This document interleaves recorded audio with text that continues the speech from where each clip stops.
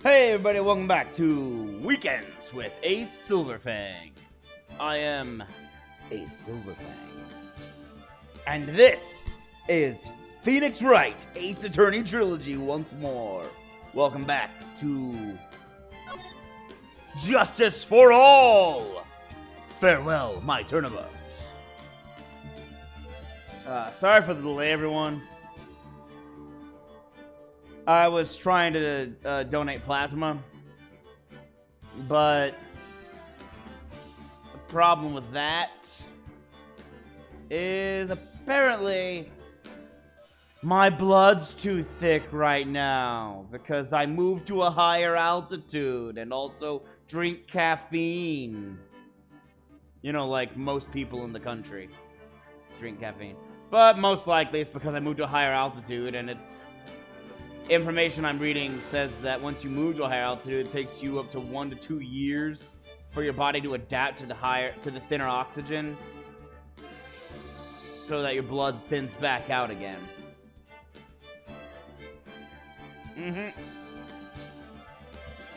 Turns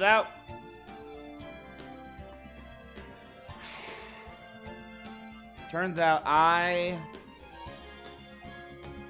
may not actually be able to donate plasma for a very long time.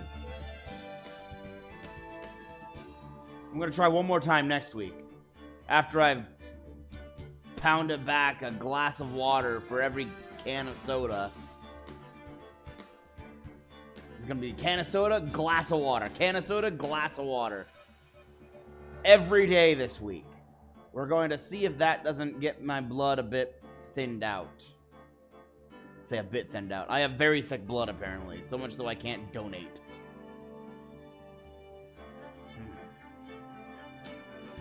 On the right side, it's only, I'd say very thick. It's only slightly above. So it means I have very highly oxygenated blood. And it's not too thick for living. So it's not like it's unhealthy. It's just, what is it? I think they said that it needed to be about 53%. And I'm at 54%. So I'm right above it. Right above the cutoff. But I'm getting plenty of oxygen. So, yeah. That combined with working out every day has apparently left me dehydrated. In their eyes. Even though I'm drinking fluids constantly.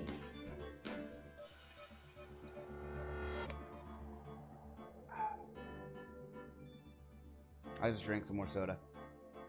So, let's get back into Justice for All. Farewell, my turnabout. Last we left off, I failed! I couldn't save Maya! I didn't get the court verdict in a day! Blast it all, Edgeworth! Why did you have to be so dang persistent in the truth? I mean, if I was in his shoes, I'd probably do the same thing, but still. Okay, here we go. Part 3-1. Investigation.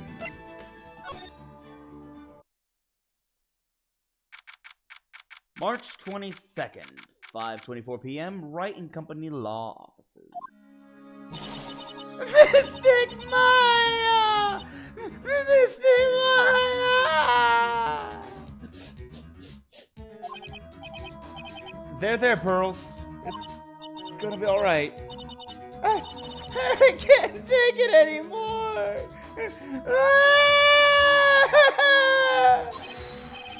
Look, it'll be alright. Everything may still work out.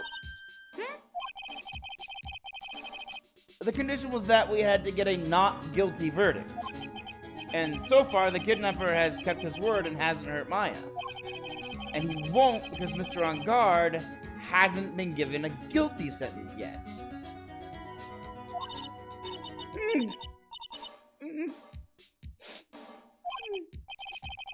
Cheer up! We don't have time to stand around crying. We have to get going! You're right. Mystic Maya is in much more pain than I am. I know, she hasn't eaten in a day. Yes, that's right. So... Hey, you guys! Glad I caught you, pal! Mr. Scruffy Detective. Oh boy, looks like Detective Gumshoe has been dubbed Mr. Scruffy Detective in Pearl's book now. Poor Gumshoe. It's just plain old Mr. Dick Gumshoe now. Yeah. Oh, okay, fair enough. It's just plain old Mr. Dick Gumshoe now. And I came to talk to you, pal. But we're kind of busy right now. Alright, maybe. Oh, he seemed pretty desperate. The future. So, what are you gonna do from now on? What do you mean, pal? Well, you've been fired, right? So, do you have a new job lined up yet? Oh, that! What am I supposed to do now, pal?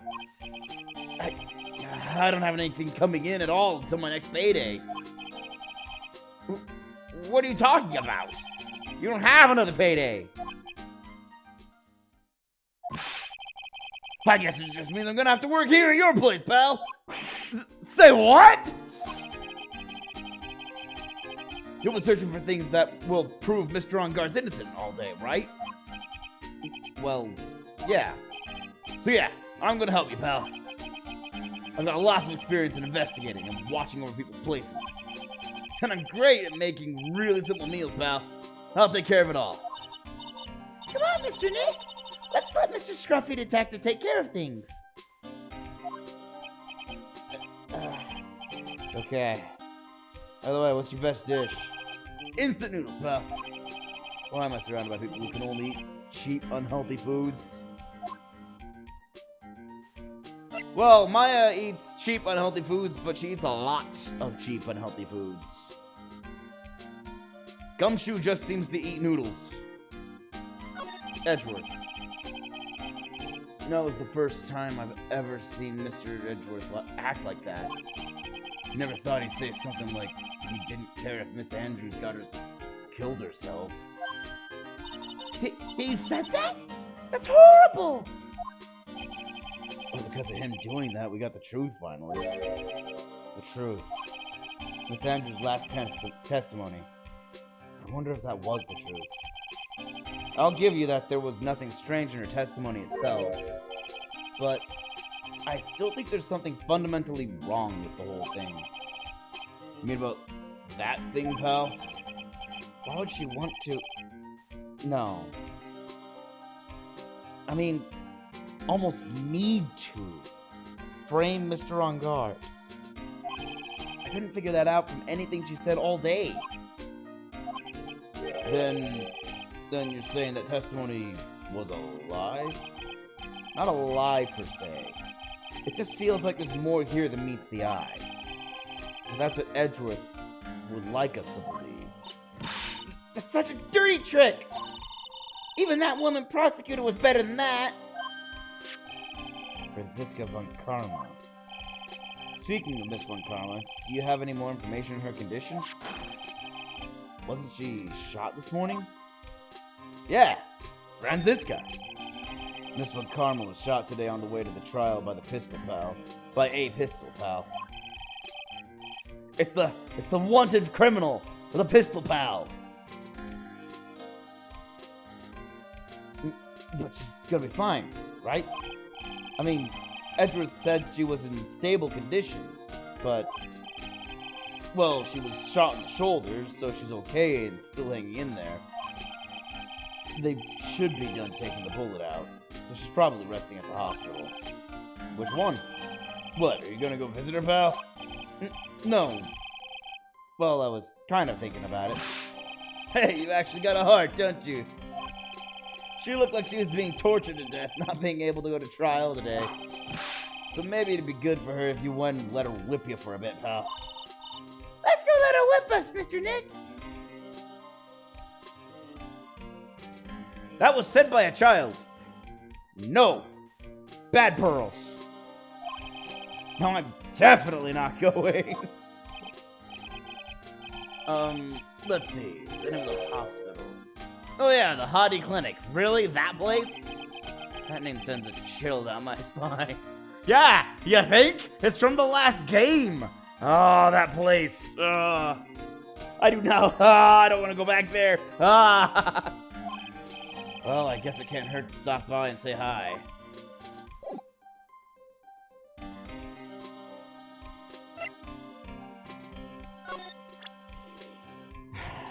I'm a lawyer. Look, it's my attorney's badge. Oh, it's a little tarnished. Don't you think, pal? Don't worry. I'll make it all sparkly shiny again.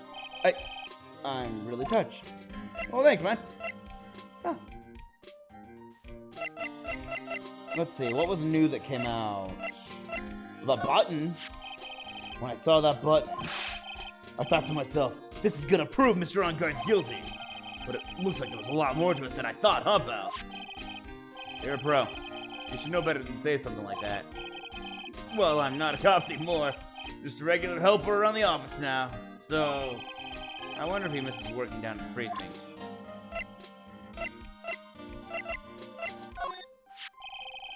Who would have thought that this knife Mr. On-Guard used to eat his dinner steak with? Go on. That it would be stabbed into the victim's body by Miss Andrews of all people. Well, I guess she just hated the victim that much, huh, pal? The question isn't why she hated the victim to that extent, but rather why she tried to pin the murder on Mr. On-Guard. I wonder if she really hates Mr. On-Guard. It does sound like that, doesn't it? What, you don't want to take a look at... Why don't I get some instant noodles instead? That's okay, really. Nah, it's okay, dude.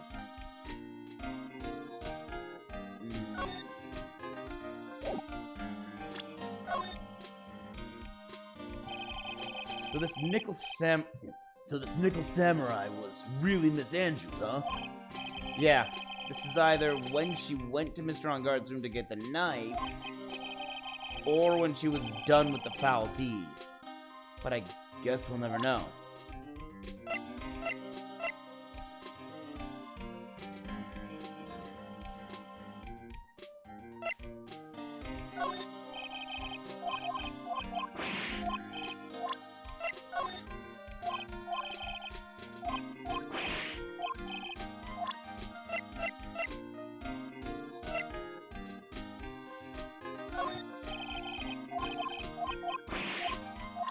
Okay, there's not really a lot else that he has to add about this, is there?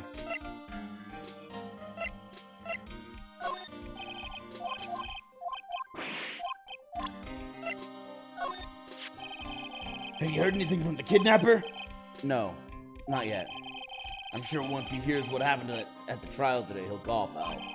But remember, you can't provoke him when you get to talk to him.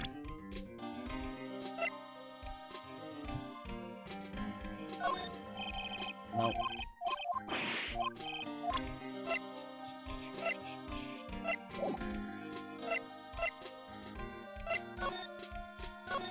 Hey, Chuck. Hey, it's wilting a little. I'll get with some delicious water, pal. Ah, it's okay. I already did that. Watering can. Where are you, Mr. Watering Can? Did you just call the watering can Mr.? This is the, Nickel Samurai, right? Yeah, that's right. Mr. Nick, please take care of Mystic Maya and be her Nickel Samurai, alright? Alright. My desk. Since I don't have time to sit, it's unusually clean. Oh, I cleaned it up even more for you last night. But I can get even more cleaner, pal! I've got too much help. Ah! Ah! That's for the toilet! What a mess. Literally. I don't think I want to know what he grabbed. Difficult-looking legal books stand in a formidable row. They mock me. Oh, do you need to look something up in one of these law books, Mr. Nick? Which book is it? Which book do you need? I can't read those hard books. And, I can't reach them either. But I can read, and I'm tall, pal. Please stop competing with an 8-year-old. It's disturbing. There's a giant building just outside the window. It's the Gatewater Hotel, a high-class luxury hotel. Actually, the crime happened at the recently completed hotel in the center of town, the Gatewater Imperial Hotel. How far are they going to expand their empire? Alright, looks like I'm moving now. I don't know. Let's talk to my client.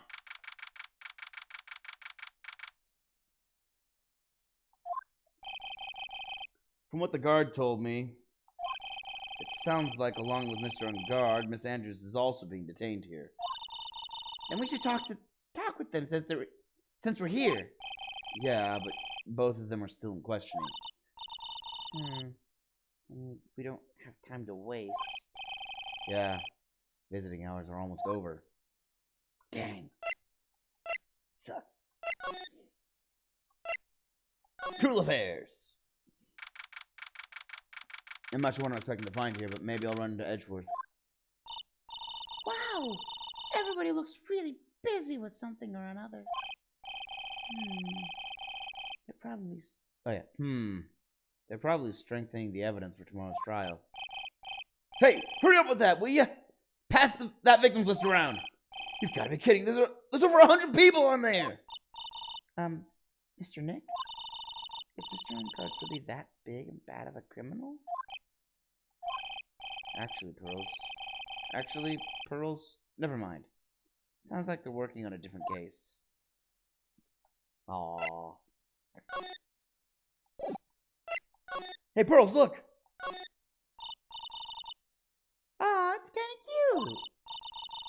Mr. Nick, what is this animal's name? That's the Blue Badger. It was my idea. I made it. It's this precinct's mascot, you know. Oh, wow. I'll get him assigned as mascot of every police station if that's the last thing I do. I hope you succeed in your mission, sir.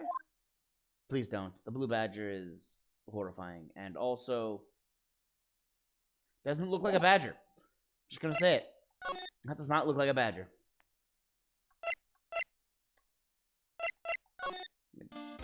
Apparently, I can't go to the hospital from anywhere else but my office. Oh, great. March 22nd, Haughty Clinic Reception. Never thought I'd ever come back to this place. Ah, this guy! Yes. Are you here to visit a patient? Hi. Wait a second. You're... Yes, I'm Director Haughty. Oh. Why are you still here? Yes. What is it? Can I help you? Yeah, you can tell me. Yes. Director Haughty! Oh, sorry. Director Haughty! I didn't expect Edgeworth at all. Edgeworth? Yes, I'm Director Haughty. Oh. Oh, you're the man from this morning. Yes. What is it? Director. Franziska. How is Franziska von Garma? You don't need to worry. Yes. She's in good hands. Because you see, I'm personally taking good care of her. Yes. That has me even more worried. Yes. And that surgery, it went well. You have my gratitude. It looks like Edgeworth doesn't know about this director and his secret. She looks so pitiful, almost terrified. Yes. But I understand. Yes. Her opponent was a gun, after all. Yes, the gun. Just the gun. Only the gun. Guns kill people, not people.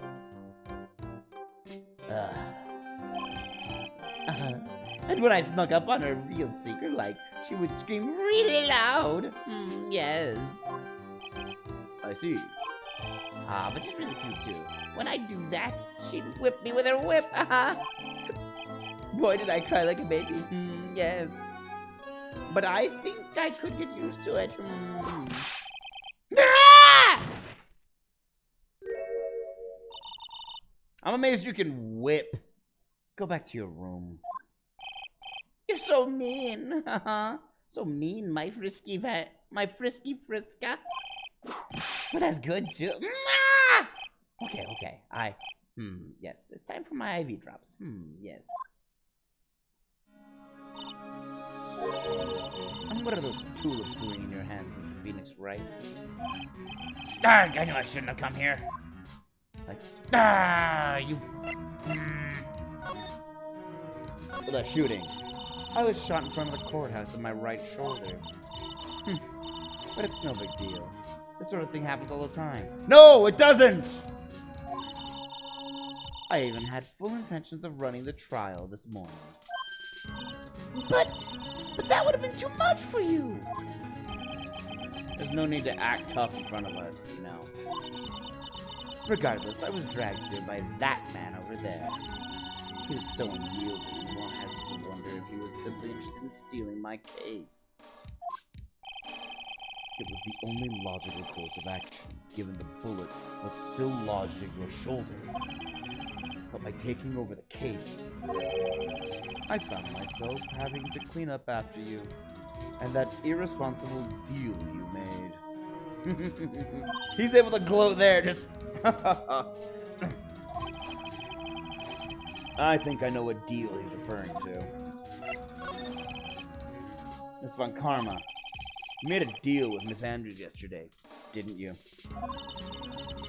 I don't know what you mean. In order to make sure you got your guilty verdict on Mr. On Guard, you told Miss Andrews to not testify in court today. I don't know what you're talking about. Do you have proof that I made such a deal? You're denying it? It looks like you were lucky, Mr. Phoenix Wright. If I had been in court today, this trial would already be over. All while hiding Miss Andrews' own crime? That isn't my problem, whether she had tampered with the evidence or not. I have only one objective, to find On Guard guilty of murder. The end justifies the means, Mr. Phoenix Wright. No, it doesn't!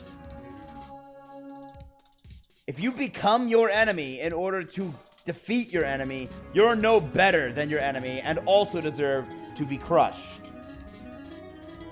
The end justifies the means. Miss Von Karma, Adrian Andrews believed you when you said, if you don't tell the truth of what really happened, then On Guard will be found guilty. And what does that have to do with me? Because of that, she is now in danger of being found guilty herself. All because she believed in your words until the very end. That still has nothing to do with me. She's just a weak person, that's all. But you had to know she was. Now! I think visiting hours here are about over. So if you'll excuse me. What's wrong? Why did she suddenly cut you off? Probably because she thinks I had the advantage in that argument. Yeah, she does that all the time. Edgeworth. Today's trial. What happened today at the trial, Edgeworth? That wasn't like you at all. I mean, I know you knew about Miss Andrews' condition. You could have made her testify as many times as you wanted, but to go that far... but she wouldn't testify about that until I said something. Listen, Wright. The courtroom is a garden of judgment. I am putting myself on the line when I stand in there. And that's why I made the witness do the same. It's only natural. By the way, Edgeworth, you were really angry in court today. That's rare for you. Witness! That card! Give it to me! Hurry! Do you have any idea what you have stupidly, yet inadvertently done? This! I can't believe you hid this from me! All this time! That card. What in the world is it? You mean this? Listen, Wright. This is top secret information. You absolutely cannot leak this. A special investigations team has existed for a number of years, but few know of it. I understand. Their task is to find the owner of this card. A man called Shelly the Killer. Oh, Shell, that's why. Just as his name states, he is a killer, an assassin. The best at that. An assassin? Picture card added to the court record. Was placed next to the victim at the time of the murder. Miss Andrews was carrying it. Okay, so the big twist here is, why was our victim assassinated?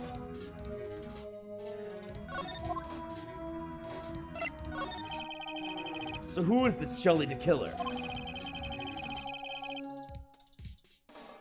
The Killer is the name of a long-standing line of assassins. Long-standing? The name first appeared about 100 years ago, I hear. Shelly is the professional name of the third heir to the Killer name. So because his professional name is Shelly, he leaves cards with a shell on them. He has a habit of making sure to leave a card by the body of his victims. Why would you do something like that? We think it is a part of his duty to his clients. His duty? If he leaves a card, then his clients can be assured it was he who killed the victim. It also serves as insurance against any charges being pushed onto his clients. I see. Oh, crud.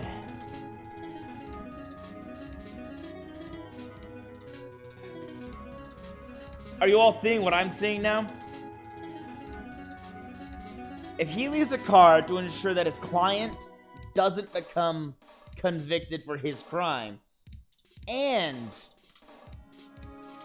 he's asked us to ensure that our client, Mr. Ungard, gets off scot-free, that means that Ungard hired him. Ah! Client is guilty! Ah! What do we do? I see. The killer values the trust between his clients and himself above all else. It seems that this is one honorable assassin with a moral conscience. I guess that even honorable assassins can exist. So you think this assassin, you think he's the one who did the killing in this case? It would appear that way. The discovery of the cards basically confirms it. Wouldn't you agree? Shelly the Killer, huh? My situation. I noticed something at the trial today. You were behaving in a very strange manner. Is something the matter? So we both noticed each other was acting strangely. It's time for everyone to come clean. I guess I should just tell him. She's been kidnapped. Kidnapped? What does the kidnapper want? An acquittal. I see. I had no idea. I will prepare a rescue team as soon as possible and resolve this by tomorrow. Really? Did you hear that, Mr. Nick? Mr. Edgeworth is going to... Stop trying to console me, Edgeworth. I don't need your pity. Mr. Nick? There's no way you can find her. We don't even have a single lead to go on. There's only one way to save her.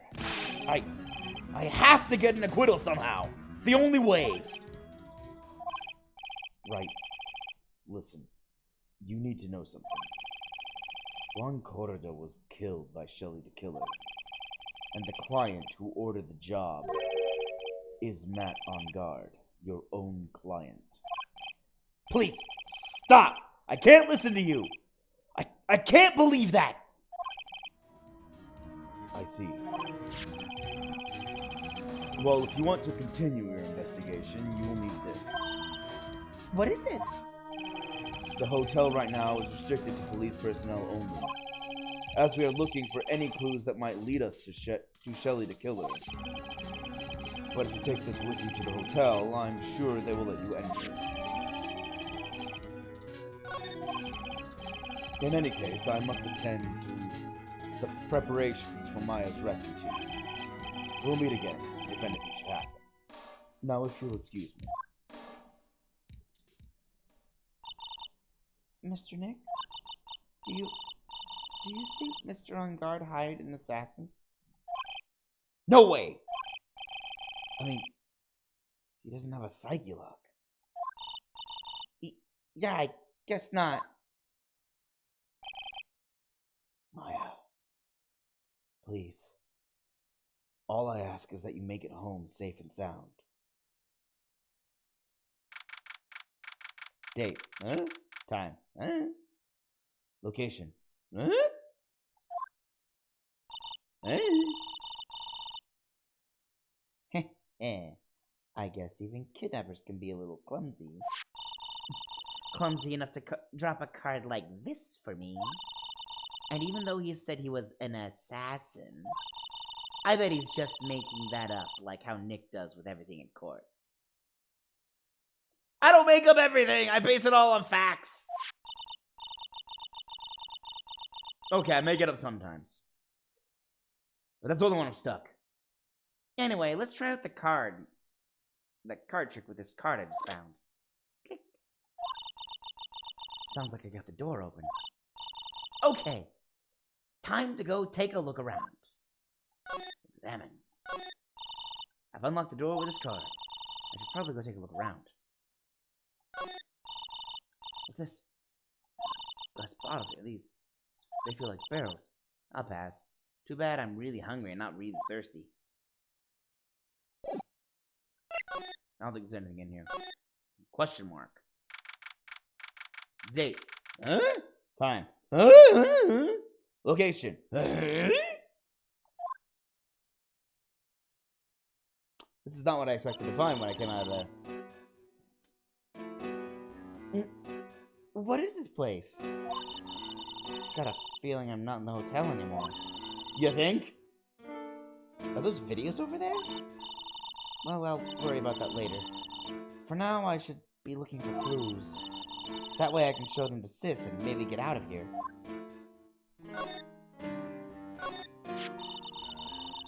There's a framed picture sitting on this coffee table. It's a picture of a woman. She's kind of pretty. Hey, looks like something's written here. Let's see. I think it says, "With love, Celeste." I bet this could be a clue. That's weird. What's a figurine doing on the sofa? In a place like this? I think it's a bear? Winnie the Pooh! Why are you here? Aw, how cute. It's got a lot of cuts and slits on it. No! Winnie the Pooh! Don't do it! You got a lot to live for! I wonder if it's some kind of puzzle or something.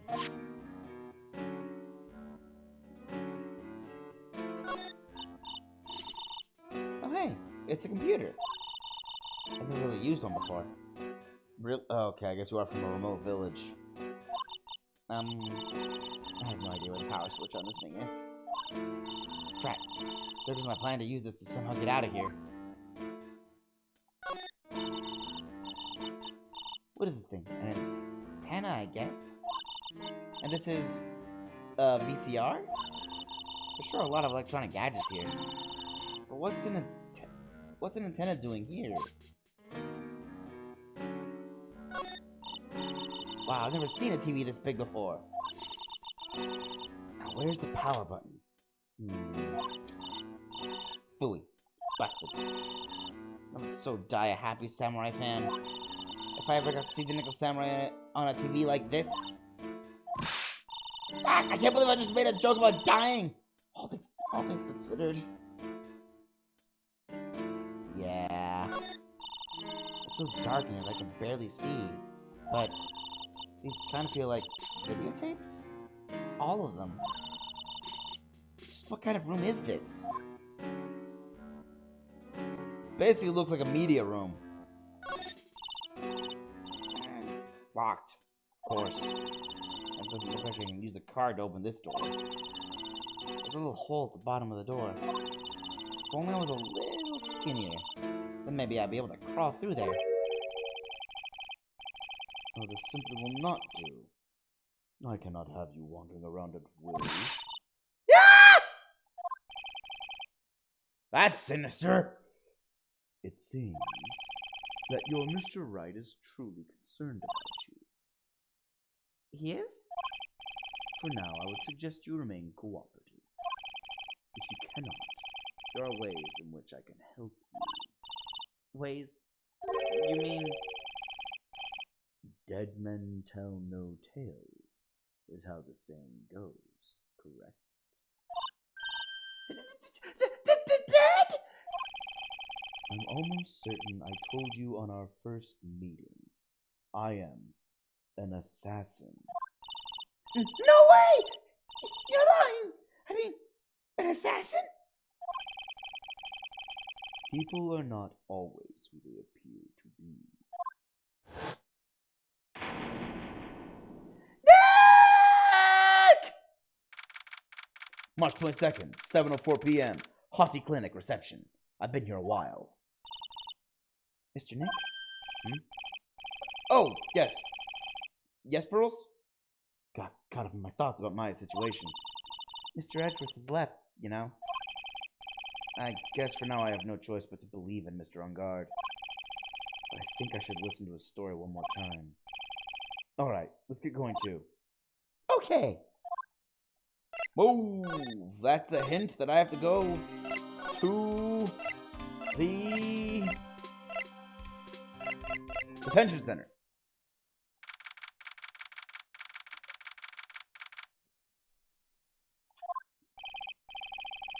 No, I'm sorry, but visiting hours are over for today.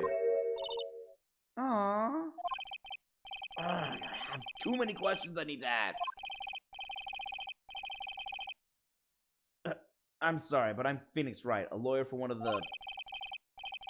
You're Mr. Wright, you say? Oh, yeah. There's a message here for you. A message? It's from Matt on guard. Ah, here you are. What did he write? Is it something really important? I don't know. Let's see what it has to say. To Mr. Lawyer Dude, I've got something really important to tell you. Why do I feel uneasy all of a sudden?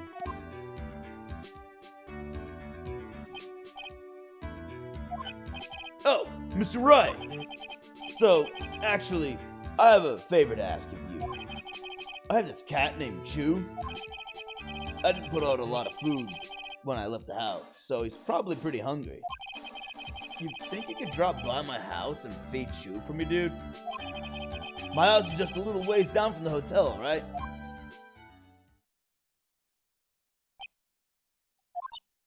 This is terrible! Let's hurry! We have to feed his cat! I'm sure poor Chew's stomach is growling by now. Yeah, I guess. Sure. We are in a dire situation and have to prove that a guilty man is innocent in order to save Maya, who is in the hands of an assassin. But yeah, let's go feed his cat. Please feed my cat Chew. My house is just a little ways down from the hotel. The client's request is a request. Guess I should go check up on his cat.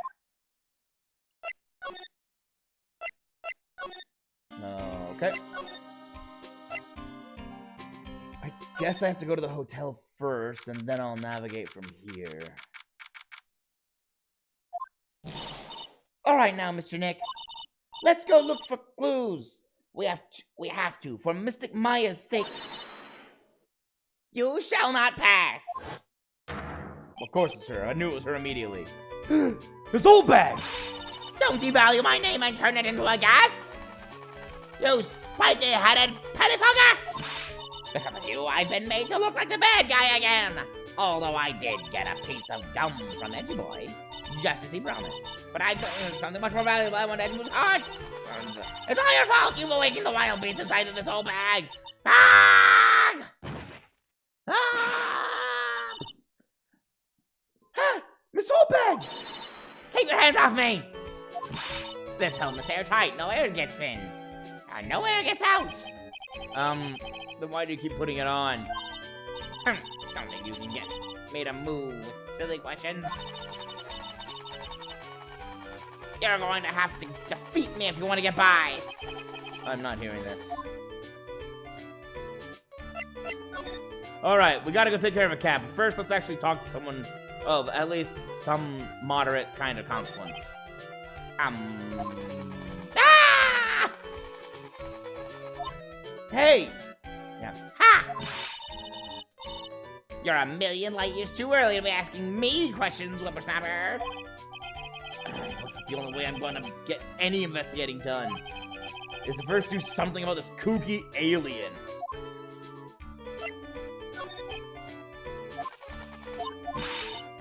Okay, hold up.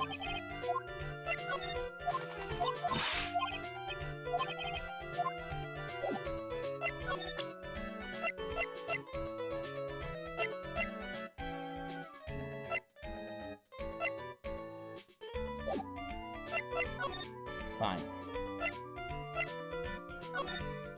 This guy's living room. Watch for a second. Unguard mansion living room. Really? Mansion? Sure is dark. I'll go turn on a light. Who hangs a motorcycle from the ceiling? Wow, so this is what a star's house looks like. Must be nice to be rich and hang a vehicle from your ceiling. Come on, Mr. Nick. Let's find Shoo the kitty cat. Shoo! Kitty! Aw, kitty. So I guess this... Yeah, so I guess this is Shoo.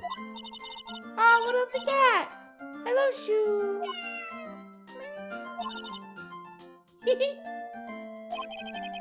The cat seems to like girls. Pardon me. Yeah!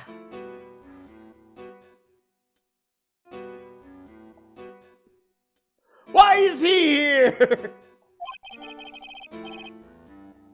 May I help you with something, mister? Oh, we're lawyers. Actually, I'm Mr. Unguard's lawyer. The Masters. Then you must be Mr. Wright. Yes. Ah, it's a pleasure to meet your wonderful son. I am the family butler, John Doe. I don't believe you. John Doe is clearly a homonym. Not a homonym, a moniker.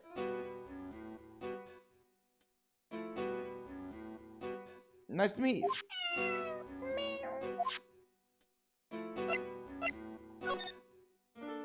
Matt Unguard. You must know all sorts of things about Mr. Unguard, right? Honestly, sir, I don't believe my master is capable of such a foul deed as murder. And, anything else? No, not especially. It is not appropriate for a lowly servant to speak of the master or his affairs. Typically butler-like, as it were. John Doe. Mr. Doe, how long have you served at this residence? Well, sir, I would have to say, maybe about 1 year. And, anything else? No, not especially. It's not appropriate for a lowly servant to speak of himself and his affairs. You know, I would have thought Mr. Unguard the kind to have a maid over a butler. You right? Shoo. That's a very cute cat you've got there. It is my duty to take care of him. The master rather fancies Shoo. And, anything else? No, not especially. It is not appropriate for a lowly servant to speak of the family cat. Is it appropriate of the servant to speak of anything? Well then, I guess I don't need this piece of scrap paper anymore. Matt's note crumpled into a ball and thrown away. Well, I'm afraid I must take my leave of you now. Oh, we should probably get going ourselves. Ah, so young, and yet already so accomplished. A master of law. But there is also a lot to be proud of in being a butler in charge of the house and all. Thank you for the compliment, sir. People are not always who they appear to be. Now, if you'll excuse me. Bye, Shu. Well, since I'm here. A giant bicycle is flying through the air! That bicycle pearls is one where you don't have to pedal and it moves on its own. Really? Wow! But sorry to disappoint you, it can't fly. Oh, that's too bad. Yeah, it's not a flying motorcycle. It's a very comfortable and spacious lounge set. I wonder if famous stars drop by and sit around and have a good time. In any case, I don't really belong here, do I? Darn, what is with me? I'm feeling inferior today. Oh, there's a gigantic cooking hearth here. That's actually a fireplace. How are they different, Mr. Nick? You know, I've never actually seen a hearth before, come to think of it. You should come visit Sam Manor then. I'll show you one when you do. Alright then, I can tell you the difference. I'm still looking for a stepladder or a ladder so that I can have the stepladder-ladder conversation again. I still haven't achieved that achievement. There's a small door at the bottom of this bigger door, Mr. Nick. I bet it's for Mr. OnGuard's cat to use. Ah! Maya's through there! Open the door, you fool!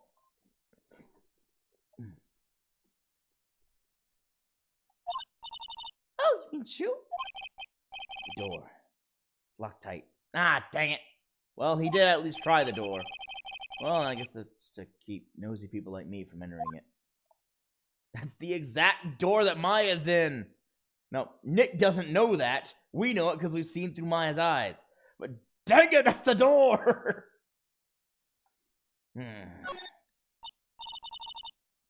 Ah, there are masks here. Yeah, that one in the middle is the Steel Samurai. Why does he have the Steel Samurai mask? The ones next to that are the Pink Princess and the Evil Magistrate. They fought many battles against the backdrop of Neo-Old Tokyo. Wow, you really know a lot about the Steel Samurai, Mr. Nick.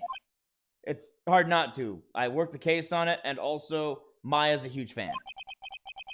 I don't know whether to laugh or cry that I know more about that show than a kid.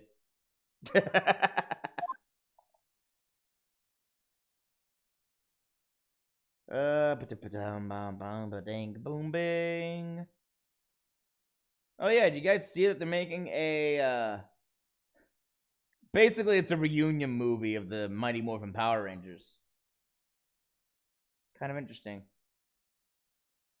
But I also heard a rumor. Hold on, I'm gonna check on this rumor real quick before I say anything. I heard something, and it was very sad. I was sad to find this out.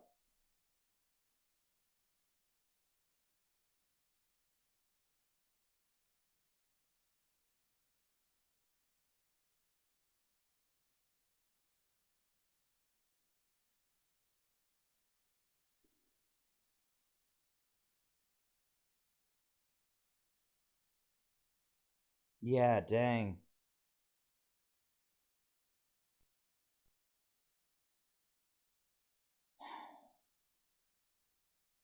Last November,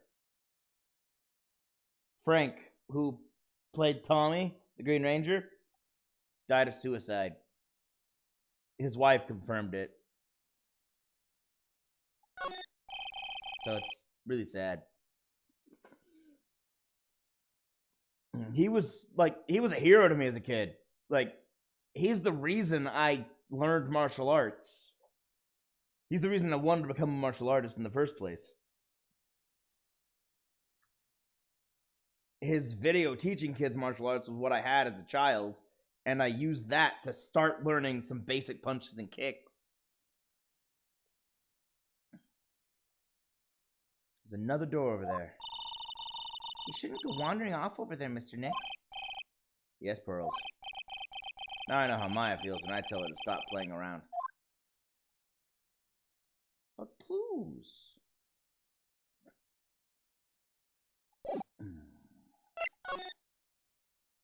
Oh, I guess I'm going off to the hotel lobby. I can't even get farther. Oh, great.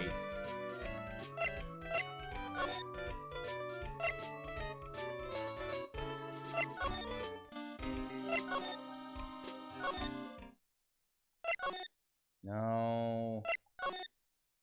No.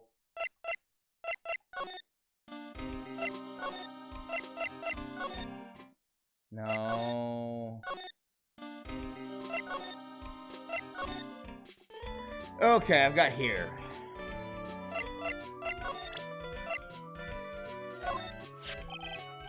Maybe if I... Maybe if I show her this letter I got from Edgeworth. Miss Oldbag, if you look at... What? You want me to look at this worthless piece of... edgy poo? Is that her perfume? Pheromone d'amour I smell?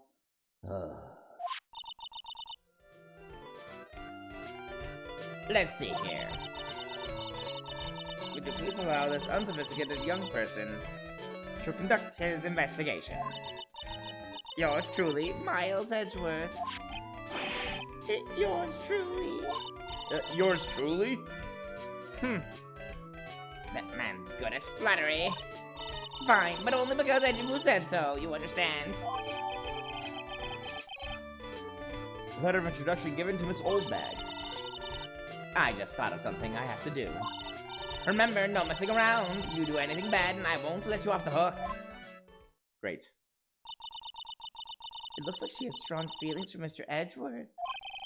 That may be, but you know nothing's gonna come of it. That's so mean, Mr. Nick. Feelings are meant to be told and shared. Ow. I just got punched by an 8-year-old. Every time I talk about love, I always end up with a handprint on my face somehow.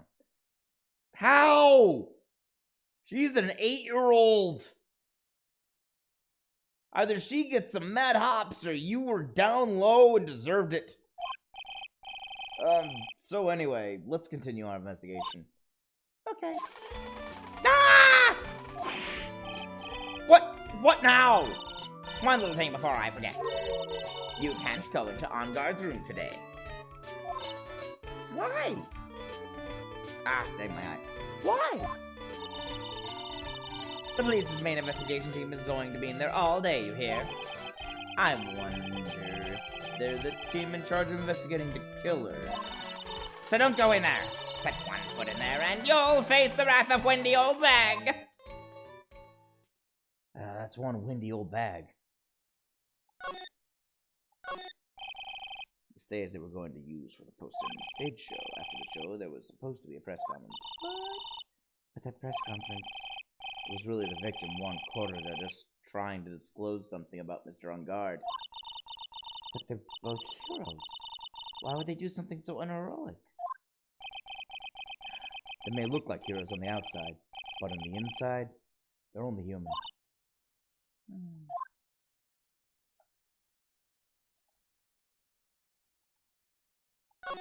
Real heroes are more than human.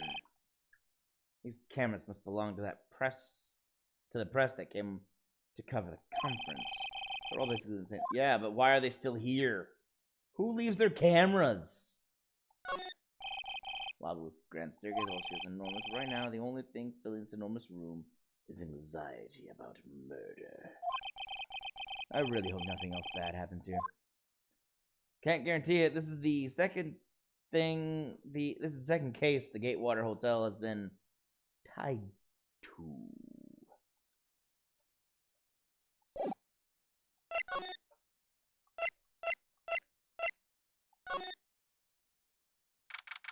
How is the food still out?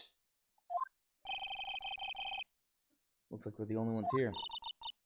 And yet, the hotel feels seems so busy somehow. Probably because the police team is scouring for clues about the killer.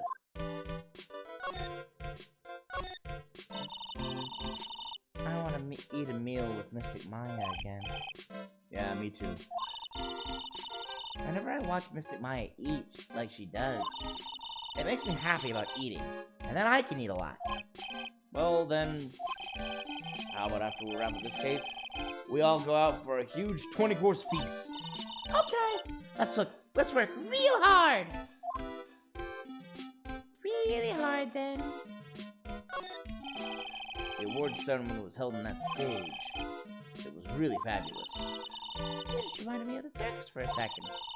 I wonder if I'm going to lie. Oh, this one's going on again, okay. Nothing new there. Sure is one luxurious hotel. Almost to the point of gaudy. And it's... Didn't that bellboy give me something like that last year? Oh yeah, that's nothing new, nothing new. Probably the same thing here too. Right, chandelier, yes, but I can't believe it. I can't believe that such a terrible murder happened under such beautiful lights. It's shocking.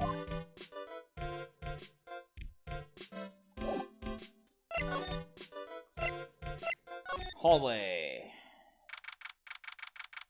Okay, she said I can't go in to into what was it, Mr. Unguard's room. Hey, City Boy! Oh, Lana, you're still here. Wrecking course! An investigative photographer eats or stars on her ability to snap up a scoop, yeah? And this hotel just has that aura of mystery. You know, like something's all about to happen. That is true. But do you have a camera? Rick Given! Photographer's gotta have cameras out the ear like corn to be a real pro, you know? So I'm hanging around here. Speaking of cameras and feeding them out, do you have mine? You bread thief? Why can't you drop that thief thing already?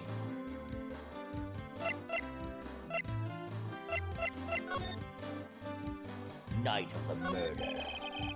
I want to ask you about the night of the murder. What? You're really gonna shell out the bucks for the info I got? Lada, you were loitering in the hallway the night of the murder, were you not? Well, kinda, but...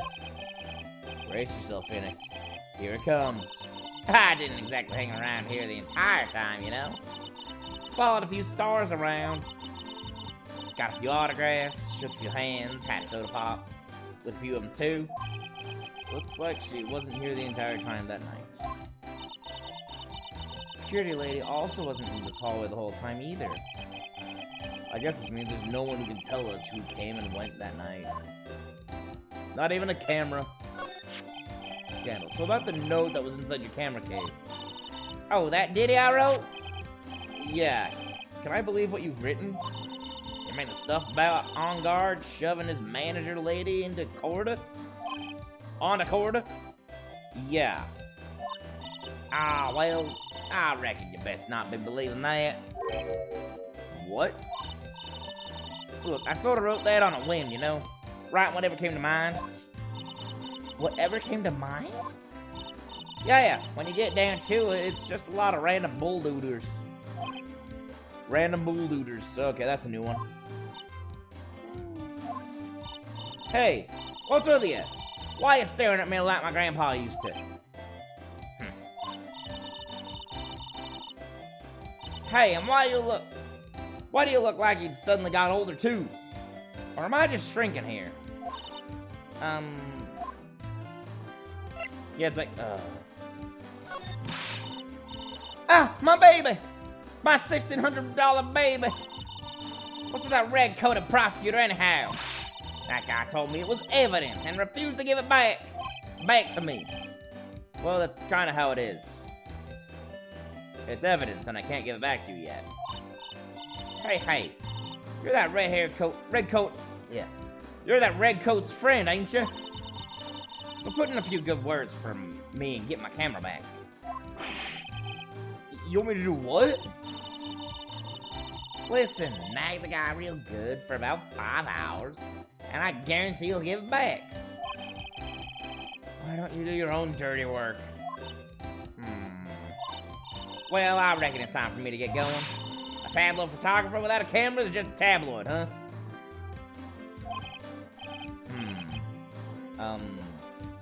Yeah, I guess so. Keep yourself together out there, you hear? I'm coming to see you in court tomorrow. Okay, I'll see you then. And you too there, Lillian. Keep up the good work, okay? Okay. Don't be picky about your food now. Okay. And make sure you do all your homework, you hear? Okay. And if you happen to find yourself a camera, make sure you bring it right to me. Would you please just leave already? Just, okay. I cannot go into it. Wait, yeah, I can't go in Enguarde's room. Dang. Enguarde's room was the one I wanted to go into. Well, I might as well examine everything again. Piece of paper taped to the door that says Juan Cordo's room. Wonder what exactly happened in the room behind this door. Even now, no one really has any idea. I can understand flowers in front of the dressing rooms, but what are stuffed bears doing here? Could it be that there's an action star with a soft spot for teddy bears? Nah, it can't be. Compared to the flowers on the other side of the hall, these are much more gorgeous. Let's see, record companies, fan clubs, company workers, family. Carrying all these flowers home would be hard, I think. Mr. Enguarde from the Global Studios staff. Oh, it'd be nice if lawyers got flowers too. Something like Mr. Okay, these are all the same things. Oh yeah, the room I can't go into. There's a piece of paper taped to the door that says Matt Enguarde's room. The old lady told us about this, didn't she? That we can't go into this room tonight? I wonder if an investigation briefing is going on right now inside. Without Detective Gumshoe... Yeah. Without Detective Gumshoe, we can't get in. And we have no way of knowing what's happening in there. Toilets in each room in this hotel, but since all sorts of events are held here, there are bathrooms for people who want to as well. Yep. And that's it. Okay, let's look at the hallway. The only place I can go. The only place I haven't gone.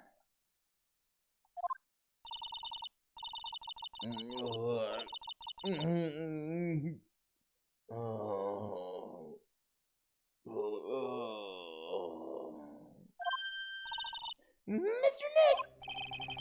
What is that otherworldly, ghastly moaning? I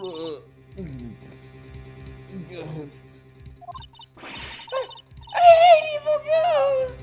I don't think it's a ghost. Maybe it's a demon? Excuse me, what you calling a demon brat? Zoinks! It's an alien! Who are you calling an alien? Ah! Oh, it's just you, Miss Oldbag. What are you doing here? What is wrong with youngins today? I came down here to pay my respects to poor Juan, and you're disturbing me.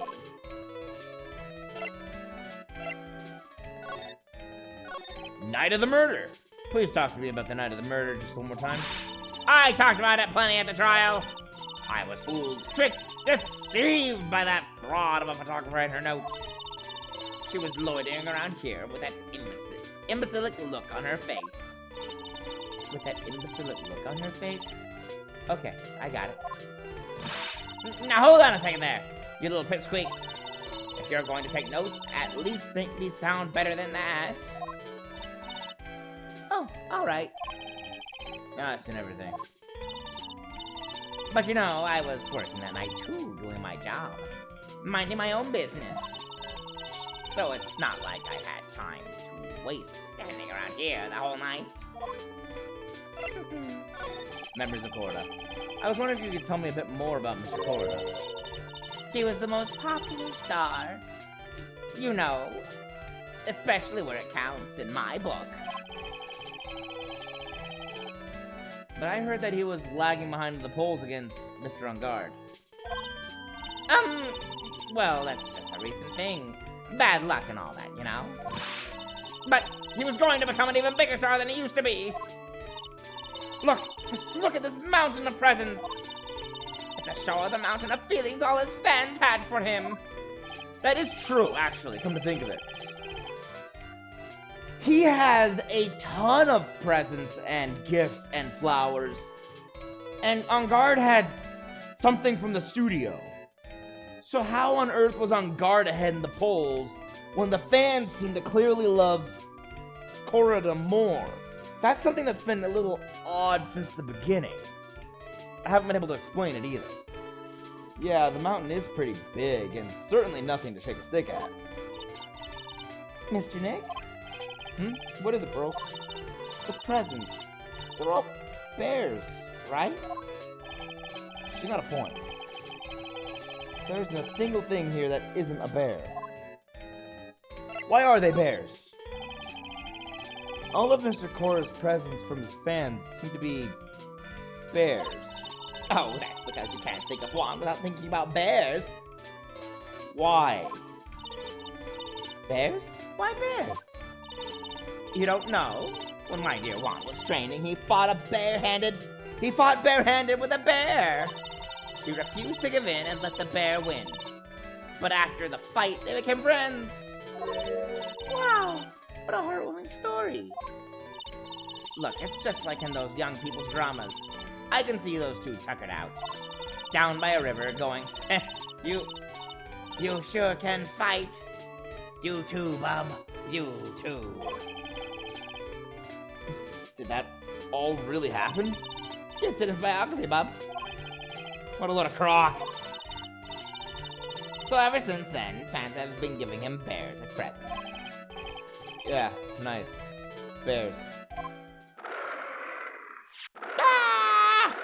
I'm Uncle Bear, and I say it's barely 8 o'clock. This sounds familiar. Ooh, What is that infernal racket? it's one of the presents going off. Sounds like it's already 8 p.m. Way past your bedtime. I'm an adult.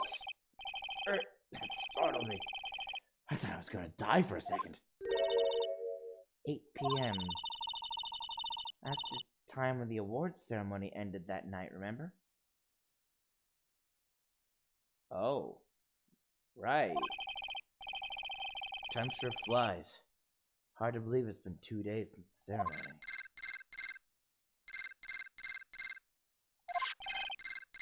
Ah, crud. Meep. Hello? Hello? This is not a phone. Sorry, hold on. This is not a phone. Maya! How's Maya? You haven't heard her, have you? It seems you are not able to fulfill your end of the bargain, Mr. Attorney. I have heard the news. So it would seem my present did you no good. No! Mystic Maya! Mystic Maya! One more day, please! All I ask is for one more day. I'll get enough guilty verdict for sure this time. Please. I suppose if I must. I need that acquittal more than anything else, after all. Please. Please let Maya say something. I want to hear she's all right. All right. Then, a little. What is with the static all of a sudden? Hello? Hello? It seems bad. Connect. Damn it! Did the transceiver just suddenly break? Well, excuse me. What happened? I don't know. All of a sudden it became nothing but static. Ah, Mystic Maya! Mystic Maya! Why did the transceiver suddenly break like that? I should probably have an electronics expert look at it. The sooner the better.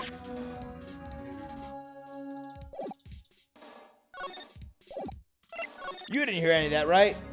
Yeah, you didn't hear any of that. You know what this is? Okay.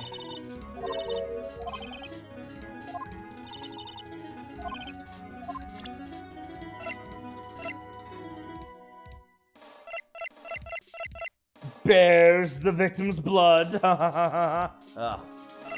Murder puns. Wow, weird.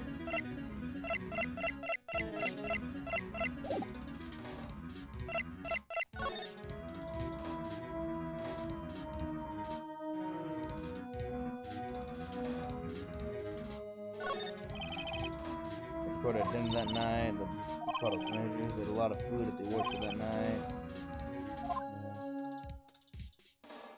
The phone there for some reason.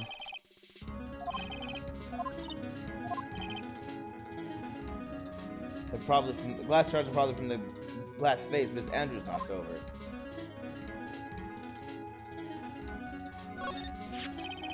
It's a beautiful wine glass and there's tomato juice in it. Ew, tomato juice. I don't really like it much. There's a bottle of it on the table over there. That's probably where this came from. Duh, we already know that.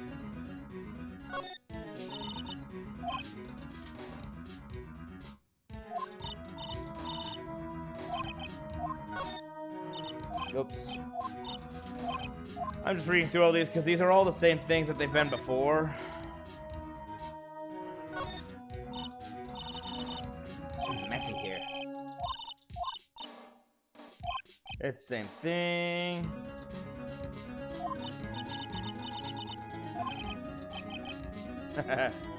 Burrow's not Maya. Suitcase. Oops, did it again.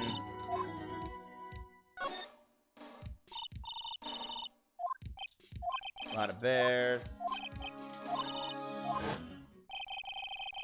It's hard to bear with all these problems. Growl. I'm not gonna read all those again. This guy. What's wrong with that last case? Cosby. What's wrong, Mr. Nick? Where is alarm clock? There's alarm clock bear.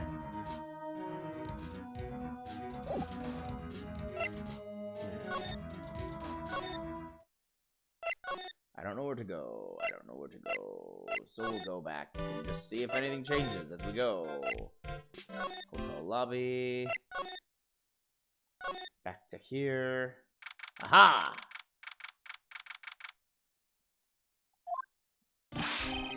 Hey, welcome back, pal. I thought I'd make you a little something for dinner. That's nice. Thanks. A rich man's luxurious full-course meal. Out of a can, that is. I'm sorry I went to all the trouble to cook, but I don't have time to eat. Oops. Looks like you don't have a can opener, pal. You got to be kidding. Here I thought he had already whipped something up. Oh, I know. There's one way I know how to be helpful. Ask me about anything you want, pal. Go ahead.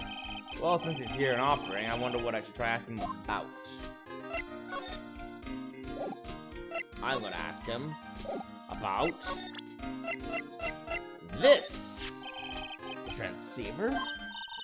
Oh, Mr. Nick, you should ask Mr. Scruffy Detective about that thing. About that thing. The thing. What thing? Oh, yeah. This thing just up and broke all of a sudden. It broke, pal? When I was talking to the kidnapper, it just suddenly broke into static. Look, it sounded like this.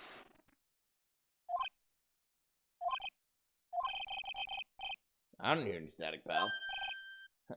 Huh? Maybe it fixed itself? That's strange. I'm sure it was making a loud static noise. Maybe. Maybe what? Maybe it was electromagnetic interference. Interference, pal. Electromagnetic interference? What? Why? So what is electromagnetic interference? It's something that happens when radio waves get mixed up with another signal, pal. Oh, when you put it that way. I don't understand what you're talking about. Like, for example, when a cell phone goes off next to a computer screen. The stuff on the screen gets kind of fuzzy and starts acting funny, right? Huh? Computer?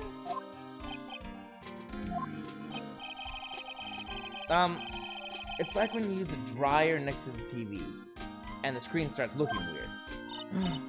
Oh, yes, the TV does do that. Oh, so that's what you're talking about. It seems amazing to have it, being able to understand this.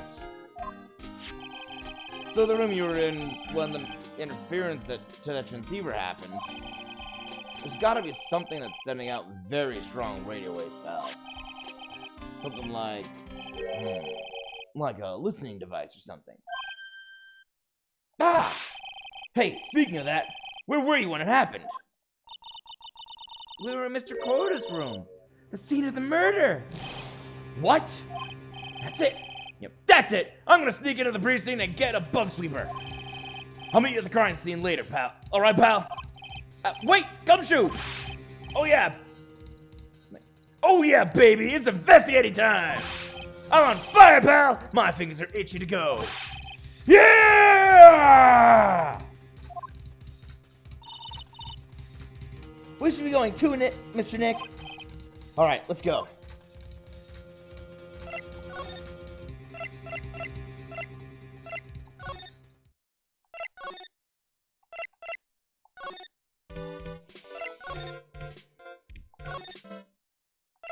You gotta go through a lot of these to get back to where I'm going.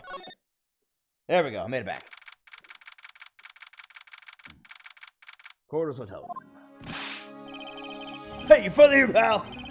Sorry to keep you waiting. I was running the entire way. There were a lot of rooms I had to go through. You got the, bug sweeper? Well, you see, I got plus and tried to sneak in, pal. Then suddenly I'm staring at the precinct doors. From the outside, I mean. So, yeah, I couldn't get one of the police bug sweepers. What do you mean you couldn't get one? We need that item. Hey, calm down, pal. Didn't say I didn't get one, just not the police. Nice. Wow, so this is a bug sweeper. It looks a little broken. Hey, this was made when I was in elementary school, pal. Oh? By who? Me, of course. Seeing this sure brings back memories. Hey, don't look down on it, pal. Sure, it looks a little beat up. Might have put my heart and soul into building this puppy here. Your heart and soul? It'll work, trust me, pal. It'll do the job. But you can't set the sensitivity. So it's gonna beep at anything that gives off electromagnetic waves. But isn't it better that way? Well, anyway, since I brought it all this way, might as well give it a whirl, right, pal? I'm getting that sinking feeling again. Okay, now I'll tell you how to use this baby. There's a listening device or some other sort of bug hidden in this room, pal. So we're going to find it, right? Right. Now, first, let's turn the sweeper on. Next, move the sweeper around to give the room a real thorough look-see, pal. The sweeper will let you know how strong of a signal it's picking up, so keep an eye on it, okay? Once you find something that's giving off a lot of radio waves, press Enter to lock onto it. There's a lot of things here that's going to give off radio waves. So let's take a good look at anything and everything that seems suspicious, okay, pal? Alright, I'm gonna go stand outside and keep an eye out. Give me a yell if you find this bug. Got it, pal?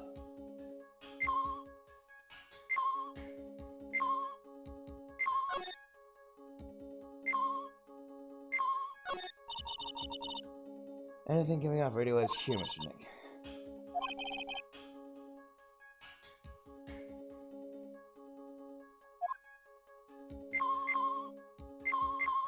Oh.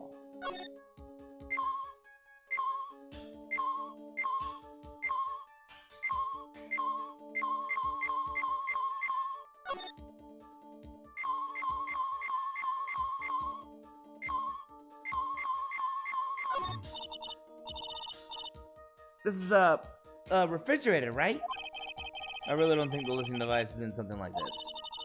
Because it's filled with nothing but healthy vegetable juices, right? Yeah, sure. What does that have to do with listening devices?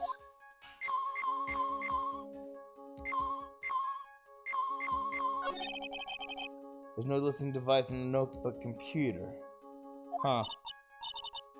What's a notebook computer? Do you know what a notebook is? Yes! It's a small book with paper so you can write on. So? Well, that thing's like a notebook in a way. It's basically a small laptop. Mr. Nick, what's a laptop?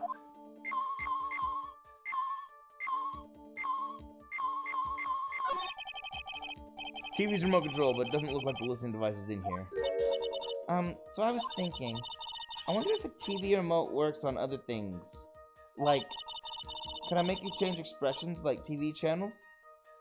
Zap! Hey! But if I could... Ooh, the people I would give the old mute button to. Well, I don't think it's going to work on me. Why don't we try it on Maya tomorrow, okay? Okay.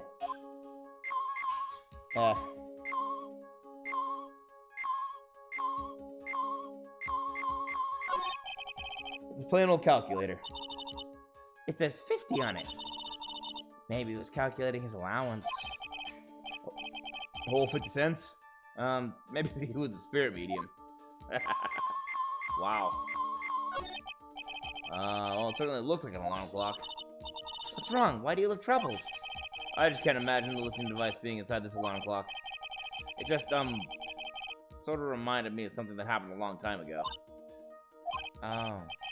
Well, anyway, it looks like the listening device isn't in here.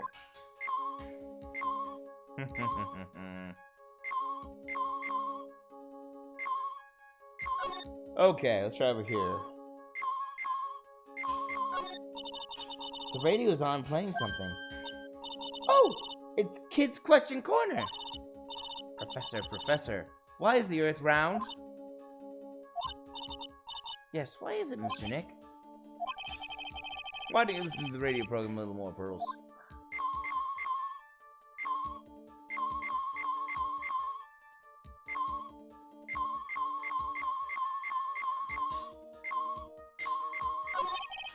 A cell phone. Nope, no bugs in here. A cell phone? Ooh, what? Don't tell me you don't know what a cell phone is! I'm sorry. I've never seen one before. Now that she mentions it, my cell phone couldn't get any reception while I was staying in Kurain Village. And Pearls has never lived outside of that village, so... Well, I guess I can't say it's impossible to live without one. Ah, what was it there? Ah! Ah! Ah, this must be one of those fancy bear-shaped toy robots. It's a robot? It's a real robot? Yeah, it's a real one. Mr. Nick! Yes? How many horsepowers is it? How many horsies? Horsies? Well, look, it's a bear, so...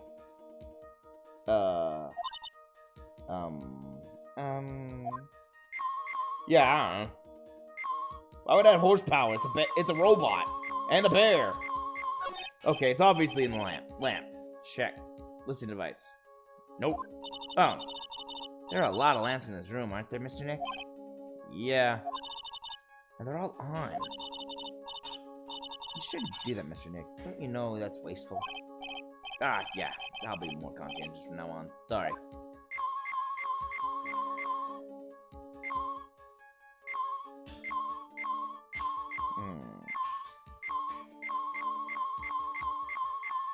So, telephone? Well, the phone is the most commonplace for a listening device, I'd say. But let's take the receiver apart first before we get ahead of ourselves here. Wow, you know a lot about electronics, don't you, Mr. Nick? Yeah, I know tons, especially when it comes to taking them apart. It's my specialty. I'll leave the fixing part up to Gumshoe. Ah! So, is there a listening device in there? No. And I really thought it had to be in the phone, too. I agree, I'm actually starting to run out of places. Oh my gosh, I have to check every lamp. Lamp check, leave my note. Okay, hold on.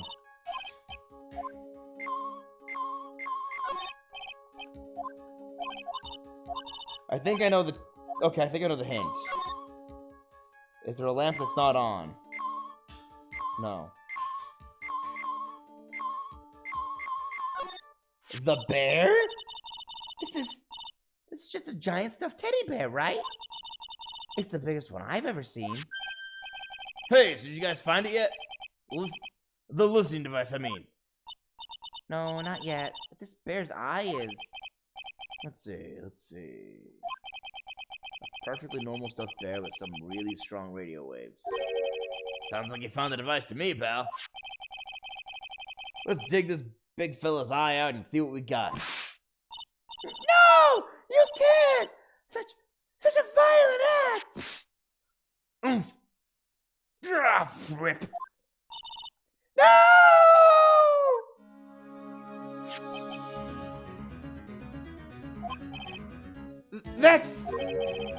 It's a major camera.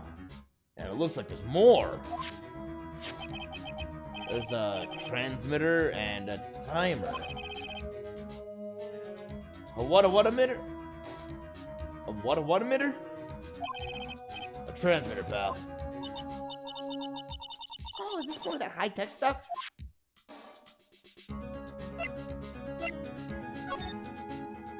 Camera! So this tiny thing's a camera? Yup, it's a pinhole CCD camera, pal. It's a small, high-grade video camera mostly used in security systems. So it's a video camera. It runs on a battery, which comes with it in a set. But there's no videotape in this camera.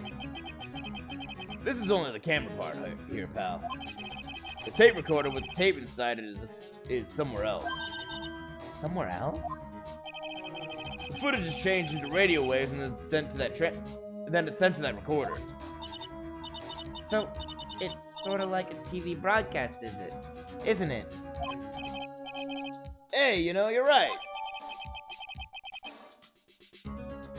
Set to record the victim's room from 8 p.m. for 1 hour, was running at time of murder. Curious. So, what is a transmitter? It's a device that sends the footage the camera took to a specific destination. It's like a video version of a listening device, pal.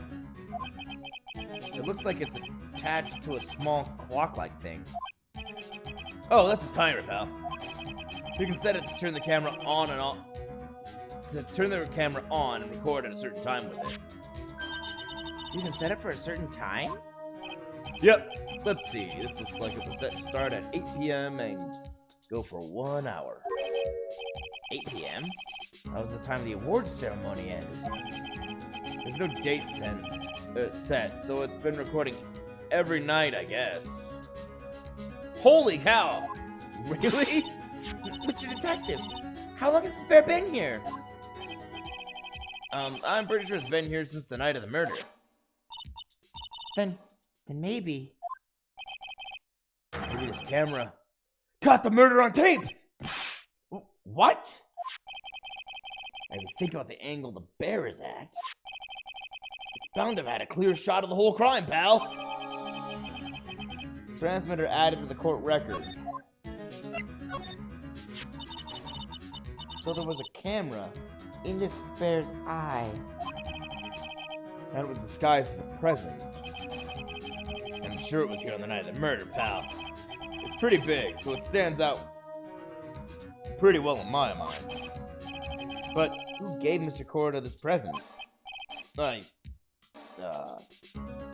don't know, pal.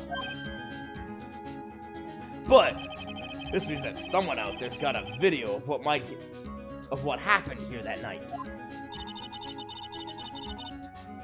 Isn't there any way we can find out who that person is? It's impossible, pal. Radio waves can be sent almost anywhere, so there's no real way to find out. Oh, Is there really no way to find out?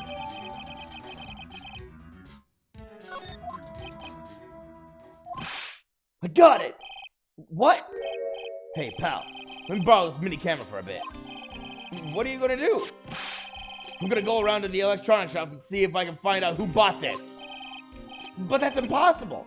I mean, it's already 9 p.m. Leave it to me. Even if I have to search all night, I'll find your man, pal. Spy camera and transmitter given to Detective Gumshoe. Oh yeah, baby! It's investigating time! I'm on fire, pal! My fingers are itching to go! Yeah!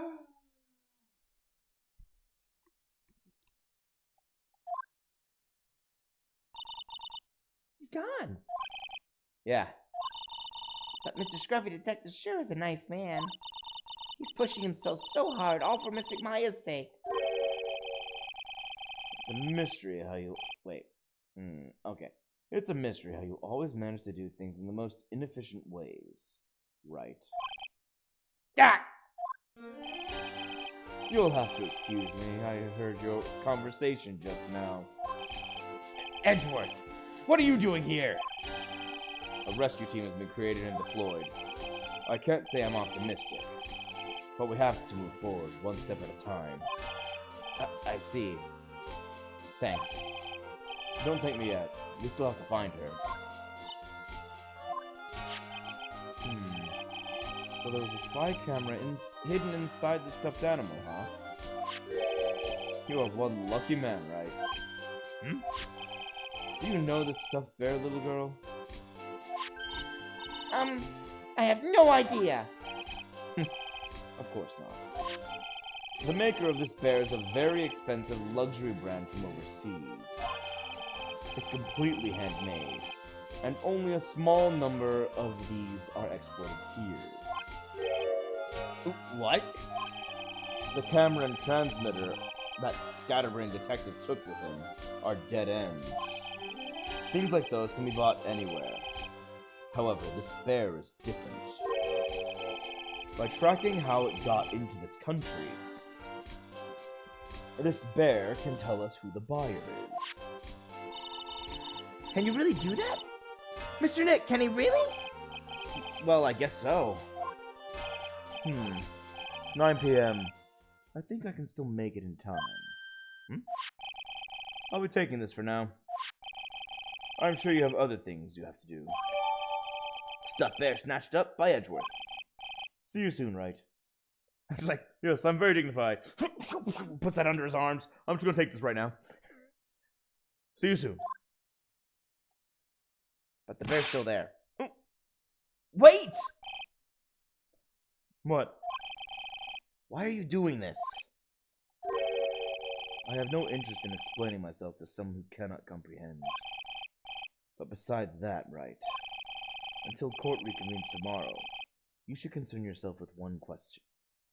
You should concern yourself with this question. Who was the person that murdered Juan Corrida? The real killer.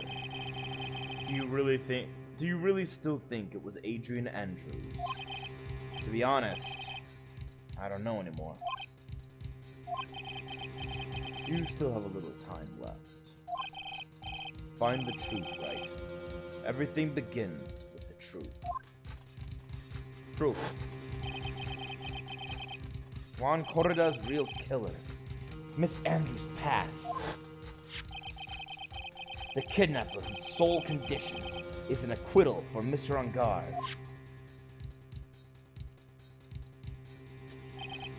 And this card, Shelly the Killer.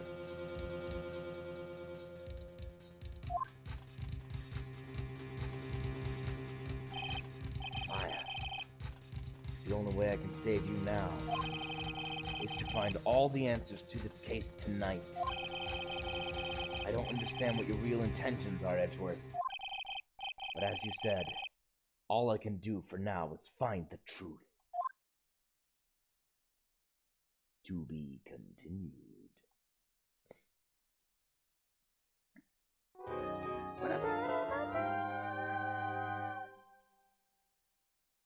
Saved. Actually, yeah, save. Right here. Amazing. I didn't actually have to make any other save points that time because it was all... There weren't any psyche locks and I wasn't in a courtroom trial. March 22nd, 9:14 p.m. Gatewater Hotel, Corrida's hotel room. It's past 9 p.m. already, isn't it? I wonder if Mr. Edgeworth has already found Mystic Maya. These things take time. I'd say probably not. The police are professionals, Pearl. They'll find her. So don't you worry. And if we can win a not guilty verdict tomorrow, then everything will be okay. You're right.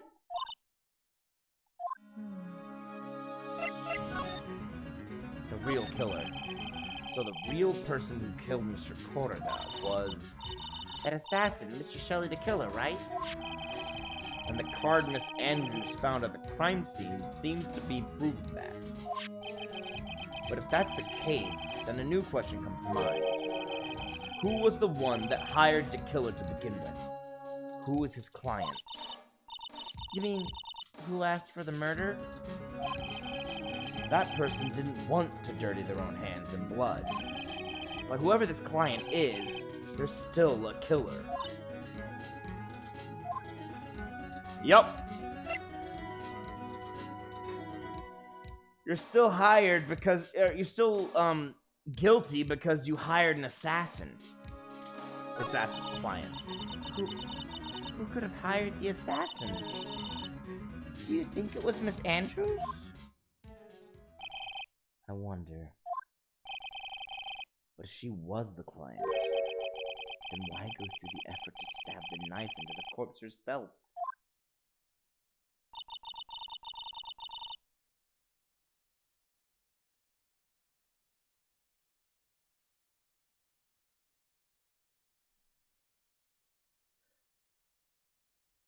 But if Miss Andrews wasn't the client, then... No, it can't be. Matt on guard himself? Was it Matt? If Mr. On Guard really did hire the assassin, Then he's not innocent at all.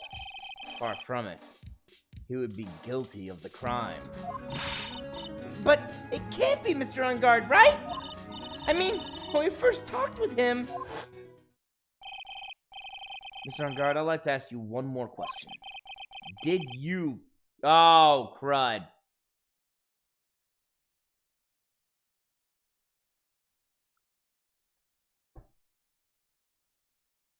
It's the way Phoenix phrased the question.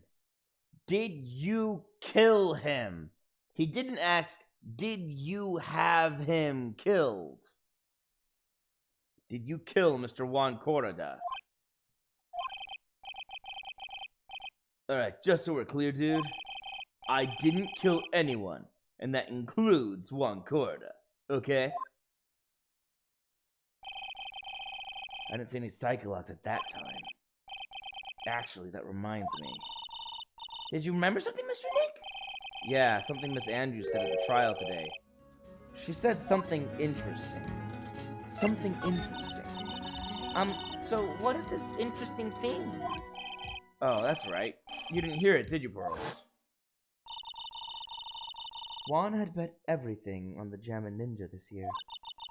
And if he lost the Grand Prix, he was going to make sure Matt was going down with him. That's what he thought, anyway.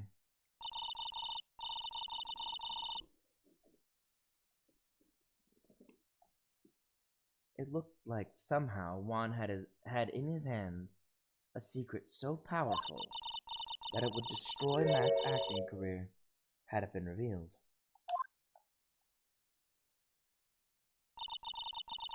Mr. On Guard's secret? What is the secret? I don't know yet. But for now, let's think about it this way. Mr. Corrida was going to reveal this secret. That means Mr. Ungard had plenty of motive to have Mr. Corrida silenced. Which means we have to meet with Mr. Ungard. There's no way around it now. Alright, how? I'll get there one step at a time, I guess. Wow, it's really getting late, isn't it, Mr. Nick? Yeah, it's past 9 p.m. already. But we still have some things to prepare for tomorrow's trial. There's still the matter of this secret Mr. Corrida held about Mr. Ungard. And Miss Andrews' real intentions. These are two things I must know tonight. But aren't visiting hours over at the detention center? I'm sure we'll think of something, Pearls. Don't you worry.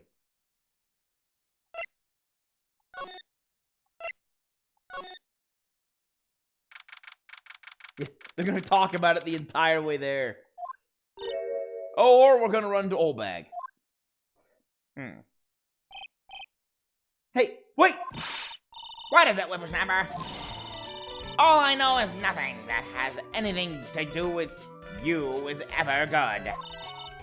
Like just now, I was handed a strange device for who knows what reason. And I was told to use it to search the whole hotel! That's a bug sweeper, isn't it? The one Gumshoe made. I don't know, and frankly, I don't care. But the request came from Edgy Poo, so... Edgeworth? And he said... If you feel angry, direct your anger at that unsophisticated lawyer. So I'm going to feel free to direct all my anger towards you! Gee, thanks a bundle, Edgeworth. What a pal you are. This is absolutely top secret, so you had better keep it to yourselves. I heard they found a spy camera hidden in one of the presents. Very interesting. Yeah, as if we didn't already know that. We were there when we ripped it out. I'm sure it was. You know. It was to catch poor Juan in the middle of a scandalous meeting! Scandalous? What's that?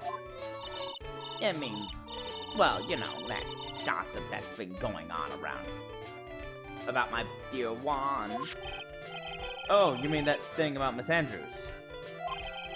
But I'm sure she must have had some reason for getting close to Mr. Corrida. I'll let you in on another secret, youngin'. I know who planted that spy camera. It was that obnoxious, puffy-haired photographer girl. The nerve of some people. Spying on people by herself as if I wouldn't want to see it for myself, too. Wow, the alien actually admitted her true intentions for a change. I don't know what you're thinking exactly, but I can bet that it's nothing good. But I didn't say anything. You just suspected I'm thinking something that way because you admitted your true intentions. Juan and Adrian. So you want to know about Juan and that manager, right? Actually, as I hear it, they were something of a refreshing pair, those two. Oh? I tell you, Juan really welcomed that manager with open arms, I heard. That manager? What are you talking about? You don't know? That manager woman Juan had. Oh. It's a shame she killed herself, though. Oh, you're talking about Miss Celeste Impact. Miss Andrews' mentor, right? Yes, that's the one. That Celeste girl. She was supposed to get married, you know. Married? You mean to Mr. Corrida? Really, you young kids today don't know anything, do you? That girl Celeste killed herself 3 days after their marriage announcement. 3 days after their marriage announcement? What in the... Yeah, that's about what I'm thinking, yeah. That wasn't in the suicide mention. But why wouldn't Miss Impact want to kill herself? She was going to get married. Well, that's because she was thrown away, you see, by Juan. What? But they were going to get married, right? They promised each other, right? They held a grand announcement session, but 3 days later, Juan suddenly canceled their marriage. Is that true? It was in the weekly magazine. But why? Why did he do that? That was not in the magazines, unfortunately. I see. That night after Juan called off the wedding, that manager Celeste killed herself. How terrible. I wonder what happened between those two. Jeez, this is a very, very dark episode. I mean, it's constantly flashing us back to when Celeste killed herself.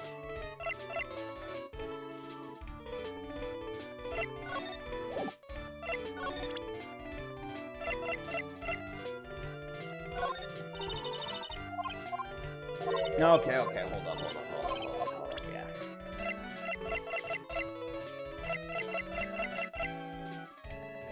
She doesn't have anything to say to us. Man, we are getting stopped every step of the way. On that night, there must have been at least a few hundred people here. I guess the police are done with their questioning and investigating. Looks like things here in the lobby have finally calmed down.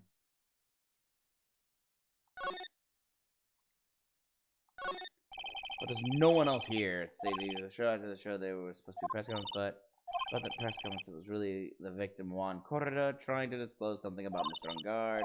This is what we've just read today on the way in. Yeah, nothing new here. And nothing new here. And nothing new here. Alright, I guess we're just moving on. Let's go back to my office first.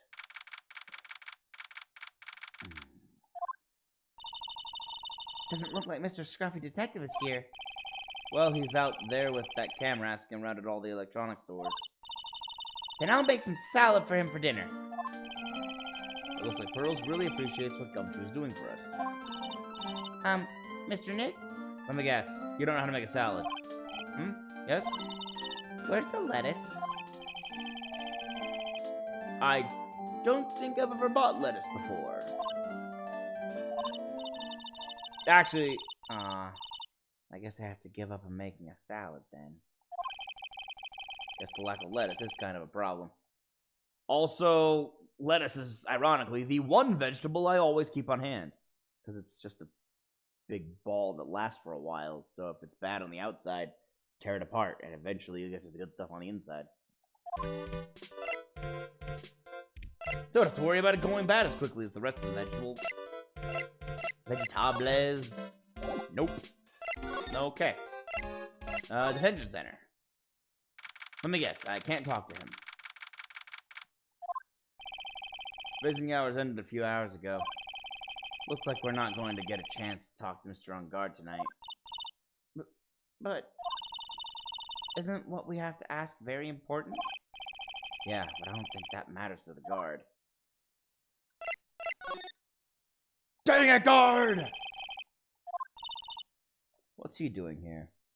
Maybe he did something bad and he's standing there as punishment. No, I don't think that's it. Hours ago. I like how he's still standing there, so they're like, why is he still here? It's because they only had one painted background and they didn't want to paint one without the guard there. Because he was painted into the background.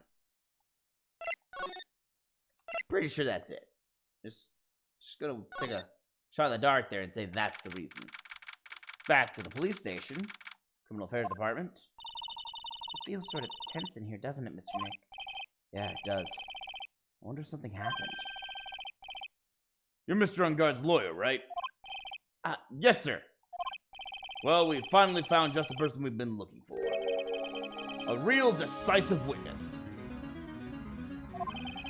A decisive witness? You mean for the On Guard case? We're taking the witness's statement right now. Gotta hand it to Mr. Edgeworth. What's Edgeworth up to now? Who is this witness? I think you know this person quite well, Mr. Lawyer. Mr. Nick? Between the kidnapper's demand and now this, I can't see any way to win here. Mr. Edgeworth wanted me to tell you something. He did? Even though visiting hours are long over at the detention center, he wanted me to grant you special permission, so there you go. What?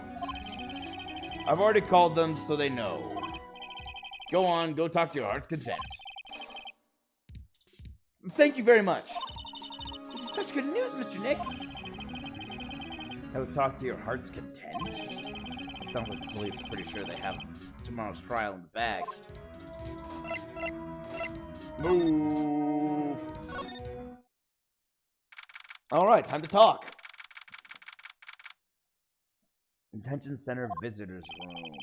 I'm sure they must have transferred Miss Andrews here by now.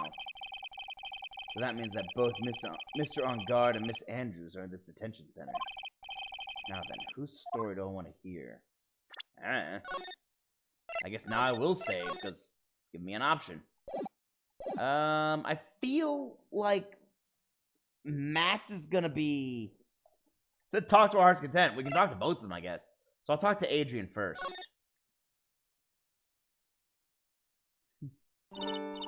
Oh, it's you. I'm sorry to be visiting at such a late hour, but there are a few questions I absolutely have to ask you tonight. Me? I thought your client was Matt. I'm sure Miss Andrew knows something. She can't be clueless about this secret Mr. Corda had on Mr. On Guard. Might as well start. I'd like to ask you about Matt on Guard, if you don't mind. Mr. Wright, you still don't know, do you? The real him, I mean. You seem to bear a lot of resentment towards Mr. On Guard. If that's the case, then why did you become his manager? And why would you become intimate with his rival? That has nothing to do with this case. Nothing. Great. About Miss Celeste Impax. I had finally put her death behind me. And now, thanks to you, it's all come back to the surface. I'm sorry. Yes, I was shocked by her suicide. And it's true that when I heard the rumor that Juan was the one who had hidden her suicide note, I began to draw close to him. I wanted to get her suicide note back, and to burn it. You wanted to burn it? But why? I didn't want it to spread like just another piece of gossip. But I never held any murderous intent towards Juan. I would never do something so stupid. The suicide note, huh? I wonder what it said. Why frame him? Why did you try to frame Mr. On Guard? That's simple. Because he's the killer, that's why. It's the duty of every good citizen to inform the police.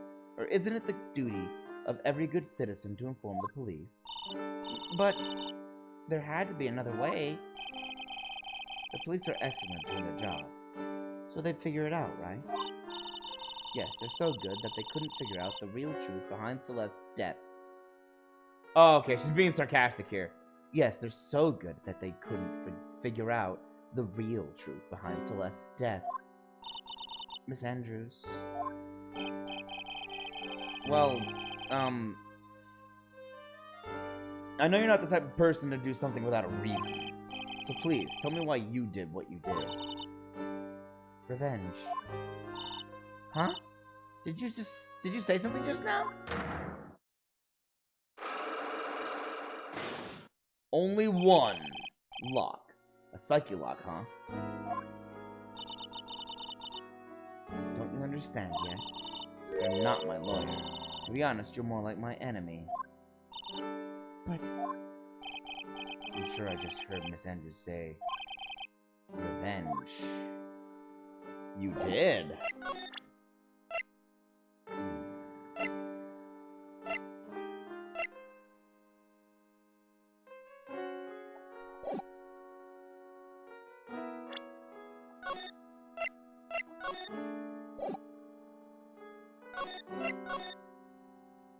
Okay.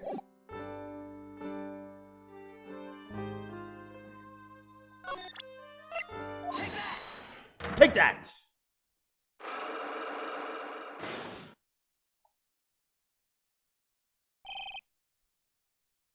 Why frame him? Can you please tell me why you framed Mr. On Guard for the murder? I've already told you countless times. It's because I thought Matt was the killer. No, that's not it. I know you have a personal reason to dislike Mr. On Guard. Miss Andrews, you may think I didn't hear it, but I know you said something earlier. You said revenge. So you were saying I was taking my revenge out on Matt, and that's why. What an absurd idea. I don't have anything I want to take revenge for. Miss Andrews, a woman who lives by being dependent on other people. There's something or someone in her past that would make her take revenge. Her past. Revenge.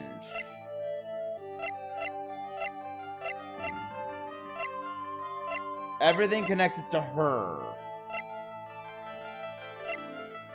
Why would she want revenge on Guard?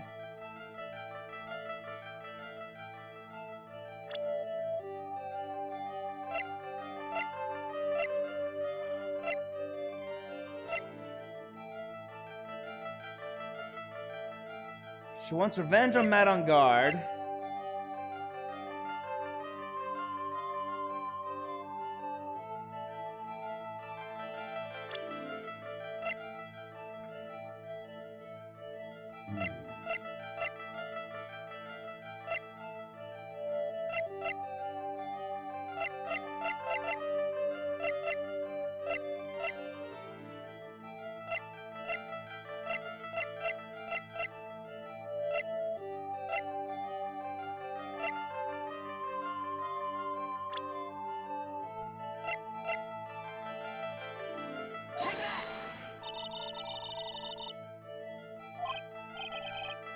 What do you mean?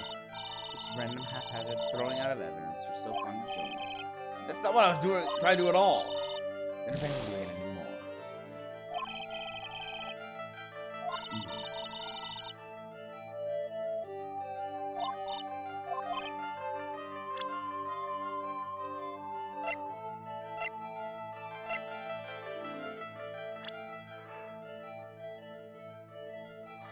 Revenge.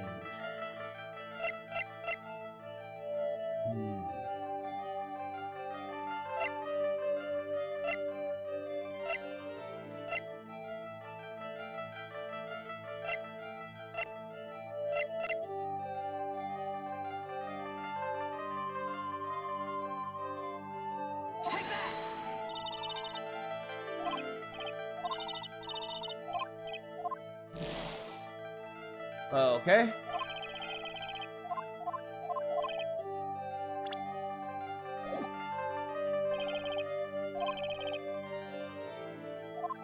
Need to investigate more.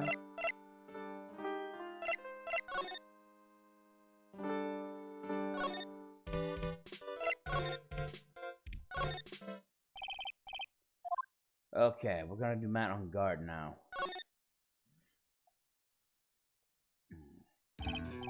Dude, it's Mr. Wright! I hope you can get me off the hook tomorrow. I'm counting on you. I hope so too. Edgeworth just dropped the bombshell on me by saying that Juan Corrigan was killed by an assassin, and that the assassin's client is this man, Matt on Guard. What's wrong? Mr. On Guard, there's something I must know with 100% certainty. You seem kind of different. You're totally not like your usual lawyer dude self. My usual lawyer dude self? Well, Mr. On Guard, what's your secret? About the press conference. You mean the one where Juan was gonna dress up as the Nickel Samurai? Yeah, I heard a little more about it from Miss Andrews. It looked like somehow Juan had in his hands a secret so powerful that it would destroy Matt's acting career had it been revealed. Could you please fill me in on what this secret is? Please? And burn! Ooh. Dang! This was one powerful secret. I knew this was coming. Adrian Andrews is about to... She's so close. That's just one thing that would reveal the entire secret that she's keeping. Matt has been keeping something from us this whole time. And apparently it will destroy him if it got out. So much so that he might have been willing to kill for it. I knew this was coming. Mr. Nick, don't tell me. Psycholox. You said a secret, right? But I don't have any idea what it is. You, dude? Juan and Adrian. Did you know about Mr. Corda and Miss Andrews' relationship? Well, it's all over the tabloids, dude. But I don't know any of the details, if that's what you mean. Look, how many times do I have to tell you? I don't care what Juan did with his life. Miss Andrews. She had a purpose in mind when she was starting to see Mr. Corda. Her mentor was Mr. Corda's manager. And Miss Andrews was... dang my eye. And Miss Andrews was going to get Miss Celeste Impact's suicide note for him. Celeste. Was that jogging memories? Dude, I suddenly just got totally hungry. You up for pizza? My treat. Mr. Nick, what's a pizza? Is it a kind of pea, like green beans? Green peas? Let's go eat one later, okay? You'll love it. It's amazing. I got cut off by the pizza dude at the shop. That's too bad. Well, how about we get our minds off of this topic and talk about something else, okay? Mr. On guard. Are you connected to Miss Impact's suicide in some way? Okay, so... I just realized Mr. On Guard is always on guard. That's why he's called that. He's always on guard. So whoever we see him as, it's not really who he is as a person, because he's always on guard. But I can't get through to him. Okay, so...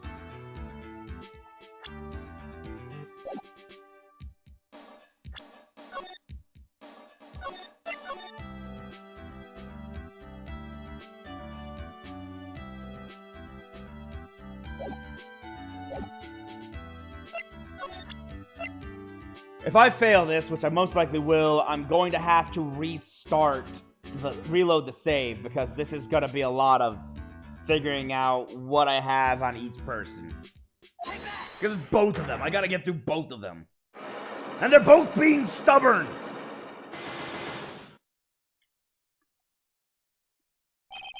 Matt's secret. Now let's hear what this secret of yours is. What if Mr. Corda had been successful in his plan?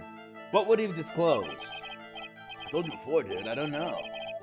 I don't know anything about Juan, okay? Look, Mr. Wright, I can give up saying it until I'm blue in the face, but I totally didn't pay Juan any attention the whole time that night. I mean, come on. I was in the middle of a nap. Don't lie to me. Huh? I know you paid close attention to Mr. Corda, especially on that night.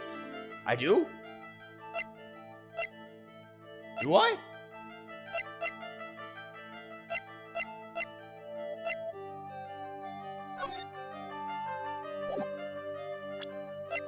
Do I?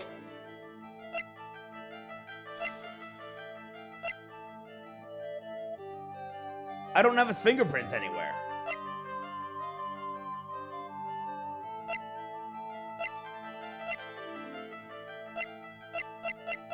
Because I'm a lawyer! No, that would be just stupid.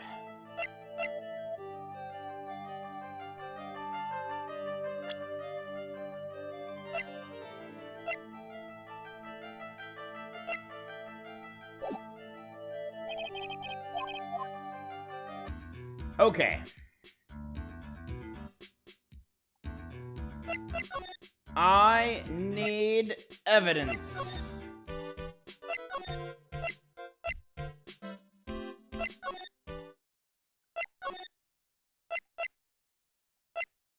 Can I go to his house?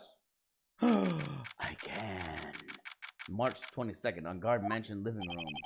It looks like no one's around. What happened to that person with the stuffed teddy face? Stuffed teddy face? Why? Because he had stitches on his face? I'm more curious of how he had a... How did he get cut straight down his entire face? Oh, she must mean the butler with the stitches in his face. Shoo! Kitty! Oh, there you are! I guess you're still awake, huh, Shoo? Come on, let's play! Kitty! I wonder if that butler, Mr. Doe, is already asleep or not.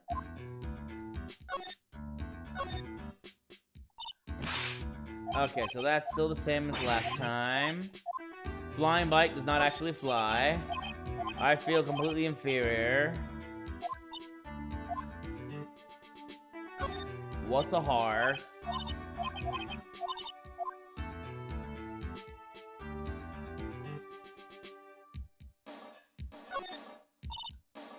Small door. Locked tight. Can't open the door.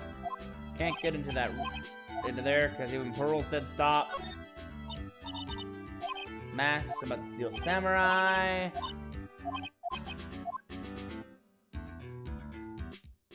Boom, boom, boom. Boom, boom, boom, ba-da-gum. Boom, boom, boom. Boom, ba-da-gum. I need more clues.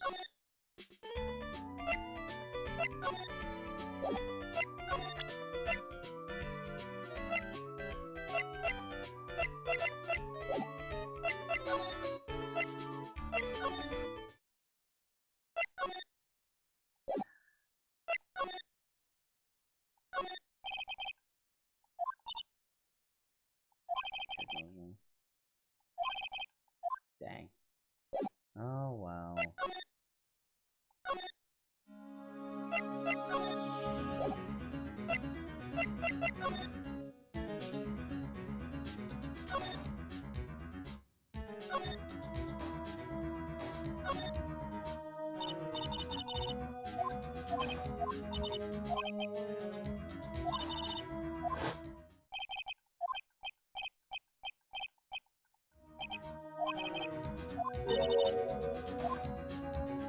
No.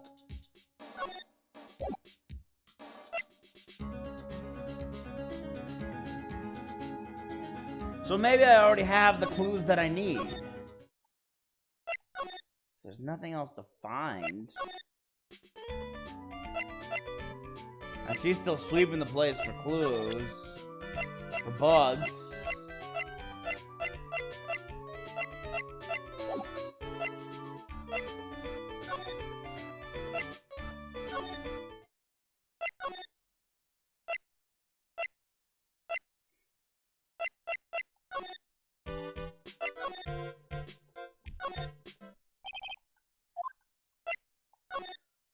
I think Adrian's is the one I can clear first.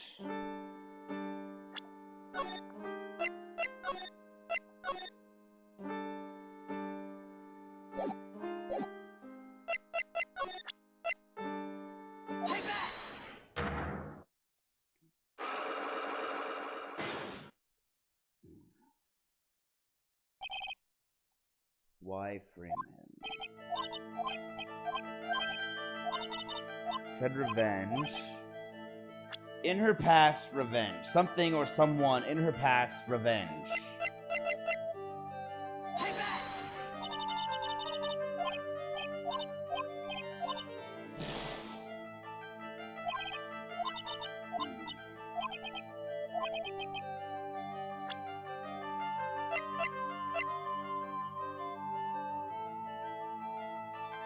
I just thought I'd check with that thing.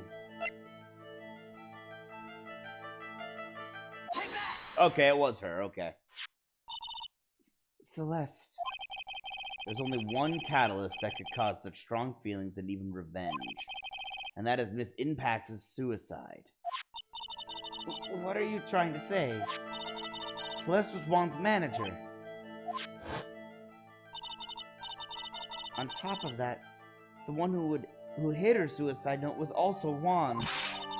What does all this have to do with Matt? You're right. You haven't mentioned him. Yet. But for you to hate Mr. On Guard, it would mean that he must have had some relation to Miss Impact and her suicide. Can you explain to me this relation between Celeste and Matt?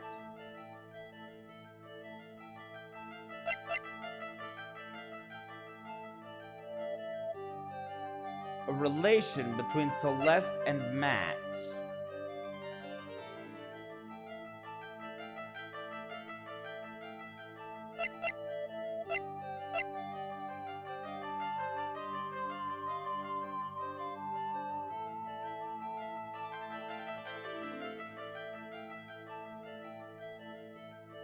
Relation between Celeste and Matt.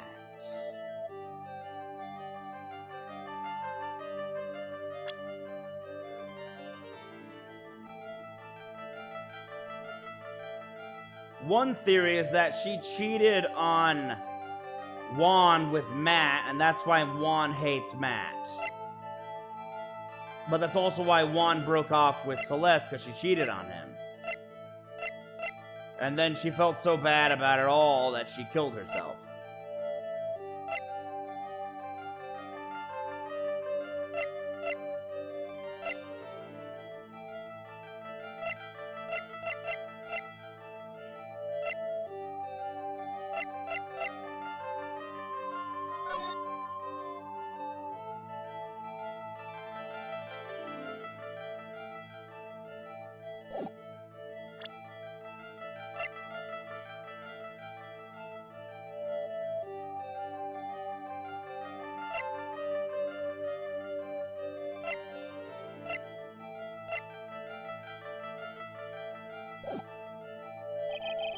I'm gonna back out and start this again from my save point, just so I have extra points, because this is gonna take a little bit of guesswork, I think. Present this, and I now know that I have to go to presenting Celeste, but what's the connection between Celeste and Matt? I also want to see the sentence again, like before the, what's the relation?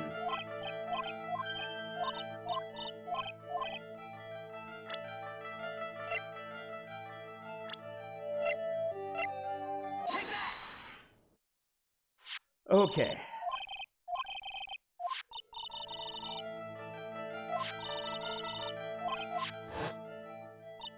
On top of that, the one who hid her suicide note was also Juan.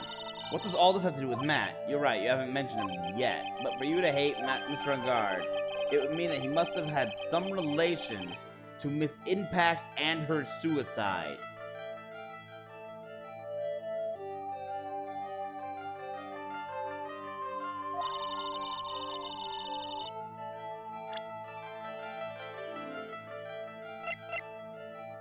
I've got a couple guesses. One is Juan, the other is Adrian.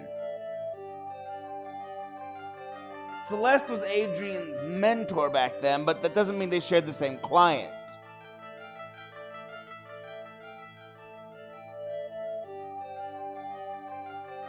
Juan has been Adrian's rival for a while now, so that's also a possibility.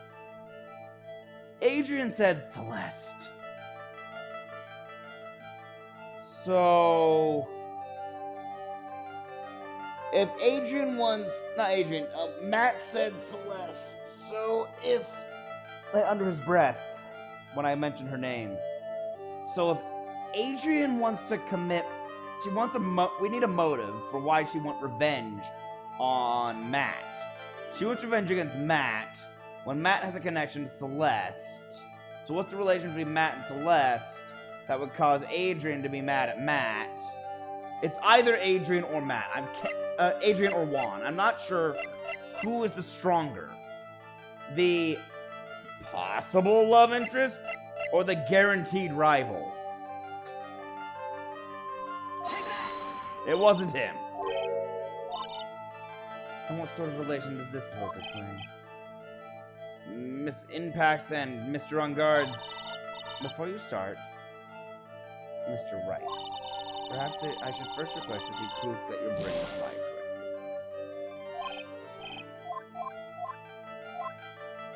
right. Okay, I need to go back again. I don't have a lot of opportunities.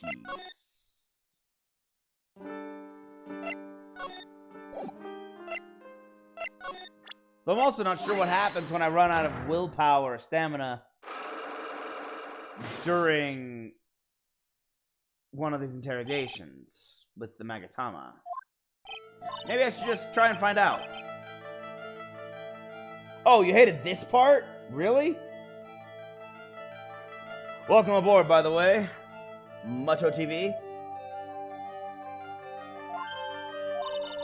But what do you hate about it? I mean, and without spoilers, obviously. But I mean, was it the resolution? Was it having to do this?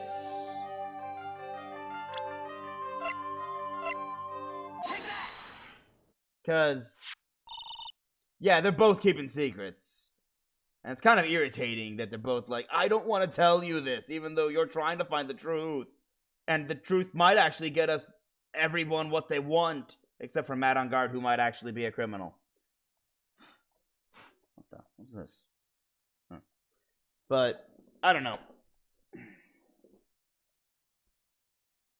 I'm gonna guess that Celeste was in some sort of... Was it a love quadrangle?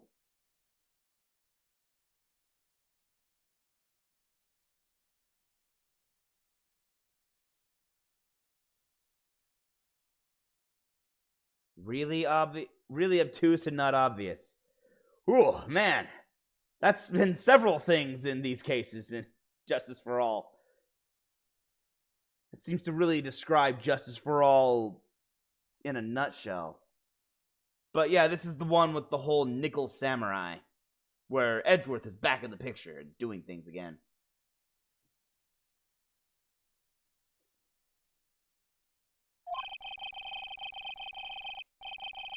But right now, I'm trying to prove that there's a connection between Celeste Impacts and Matt on Guard.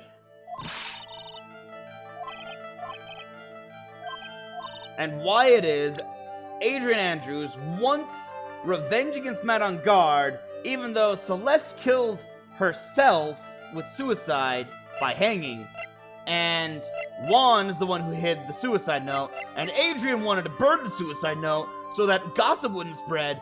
So, of course, Matt's tied into this somehow, and I don't know how, because Juan had a secret on... This is basically like a soap opera, isn't it? Juan knew Matt's secret, because Matt had a secret that could destroy his entire career. And Juan was holding on to it for in case he lost the Grand Prix. He lost the Grand Prix and was going to reveal this secret. But as a result, Matt on Guard possibly hired a killer to kill Juan Corrida. And this is 100% a soap opera right here.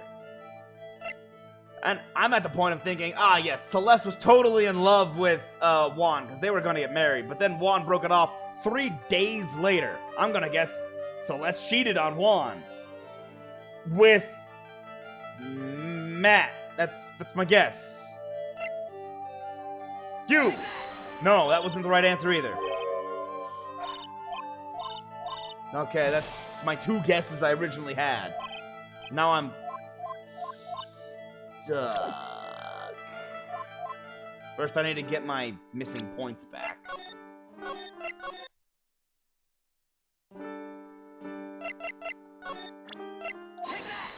Then I need to figure out...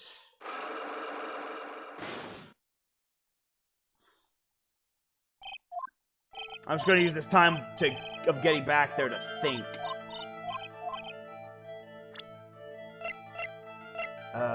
Wait, no. Wrong button. Do this way. What is the connection between Matt and Celeste? Or not connection, what's the relation?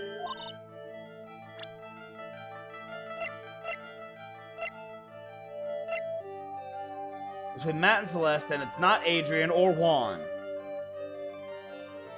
There is nobody left from back then.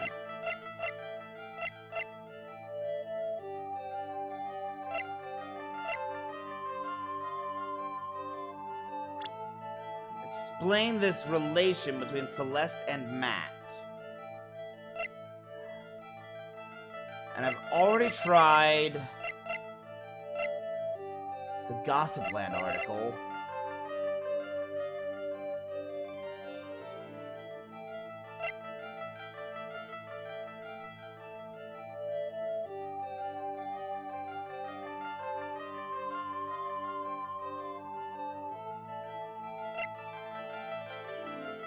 Okay, I got a photo of the Nickel Samurai. The ticket to the announcement that was going to be confessed.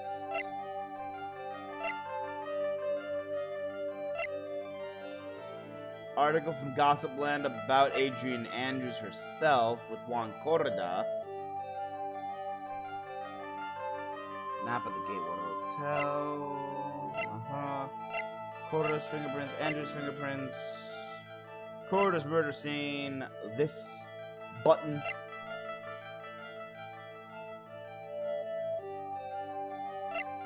Suicide note was hidden. Adrian Andrews then tried to kill herself.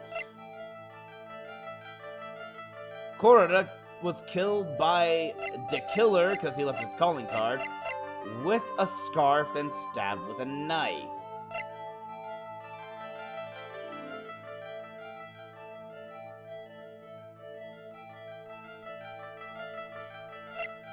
That knife isn't helpful at all right now.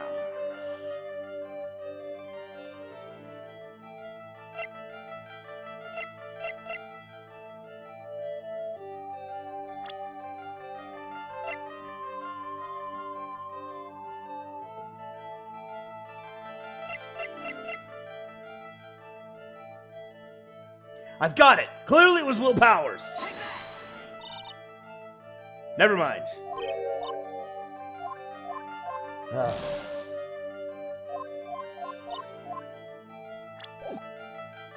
Man. I don't think I'm gonna get any new clues, which is why I keep bouncing back and forth between Adrian and Matt. But I do think I need to finish Adrian's before I go back to Matt.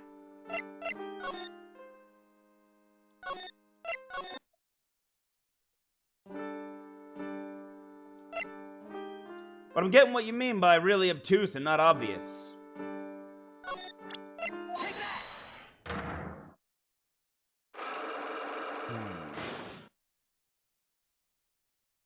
Because it's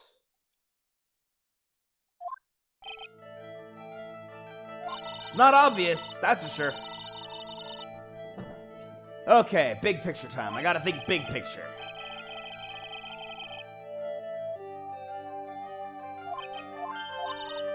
Big picture, revenge. Inner past, revenge.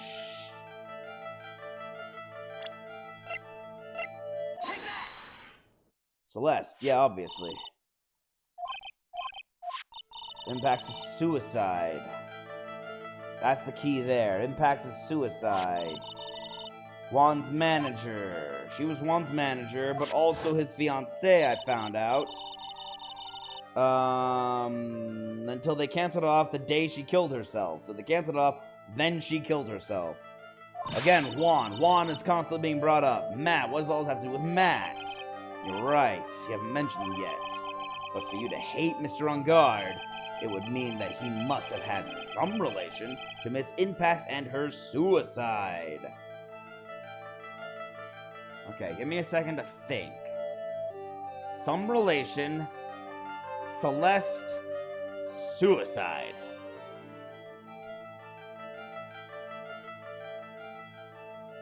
Her note was hidden by Juan.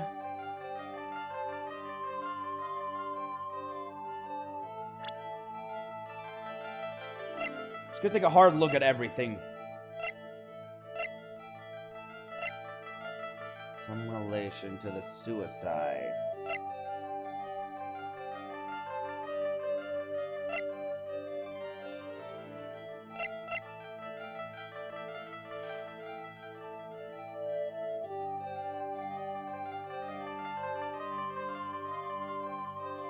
Is it the ticket?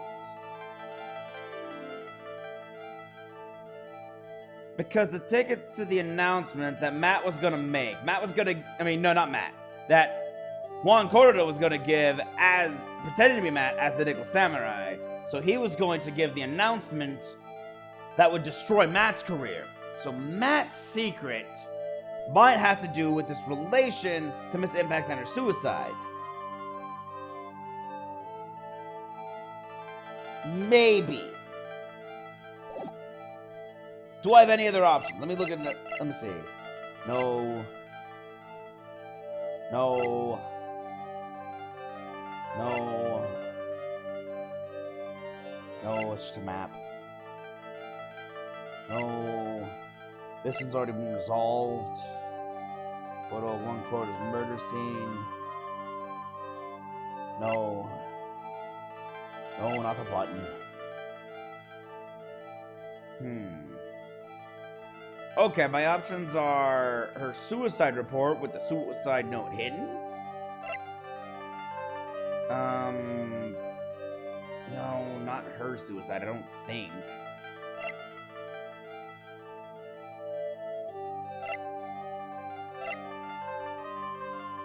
Or the ticket.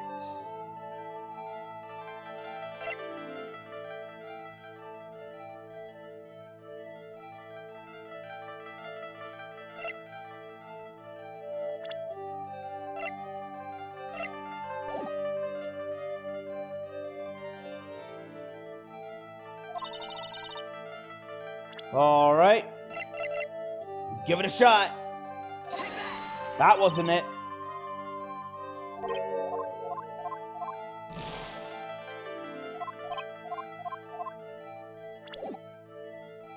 You know what?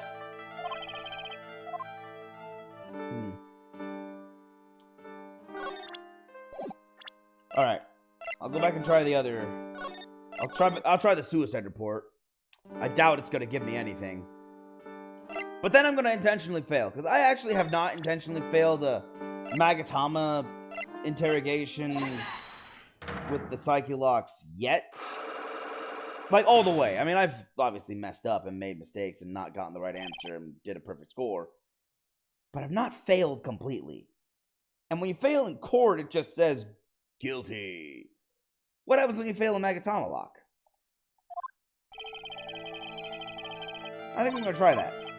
Just because I'm curious and I already have a save point I keep coming back to. Let's find out then, shall we? Okay, first I gotta get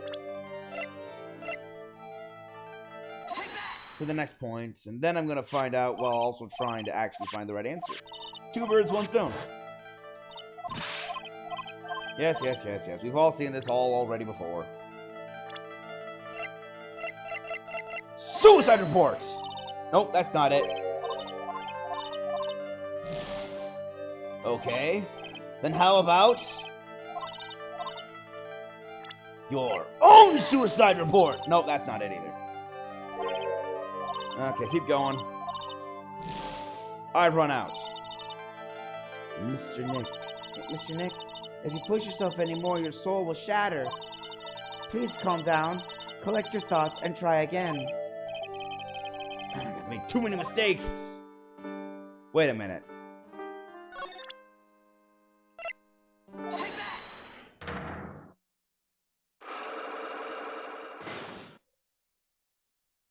Does it seriously just start me over? I blame him.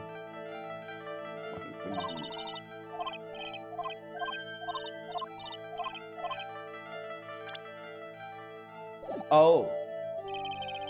It does not restore my points.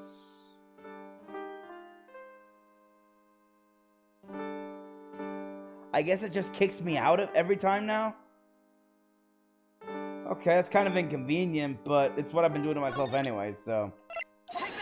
maybe I'll just not make a big deal out of it now. I mean, if they're not going to make a big deal out of it, I'm not going to make a big deal out of it.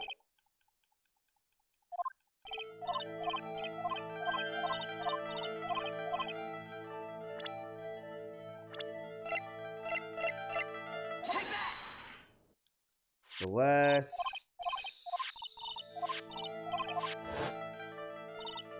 And whenever I do get the right answer, it's gonna be, it's gonna restore points to me, so no big loss. I've run out of people from the past to ask or say.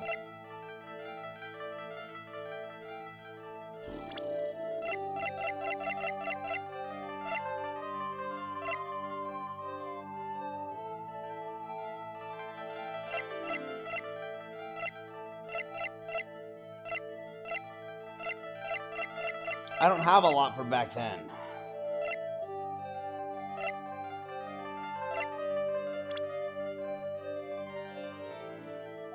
It was Matt's! No.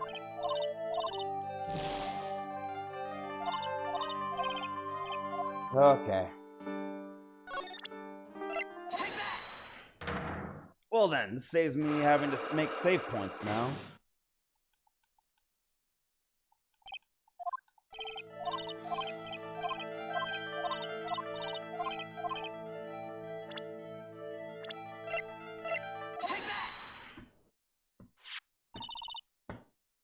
But admittedly, I'm completely out of the obvious ideas, so... I tried doing some of 2's ideas too, like, the ticket!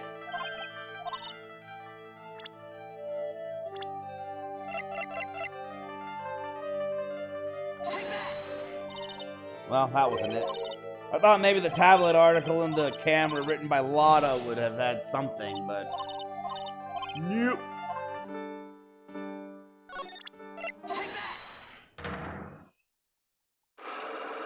Okay, let me think about this again.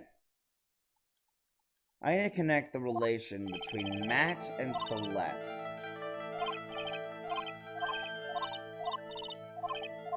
What does Matt have to do with her suicide? Why did she kill herself? Because Juan broke off the engagement. Why did Juan break off the engagement?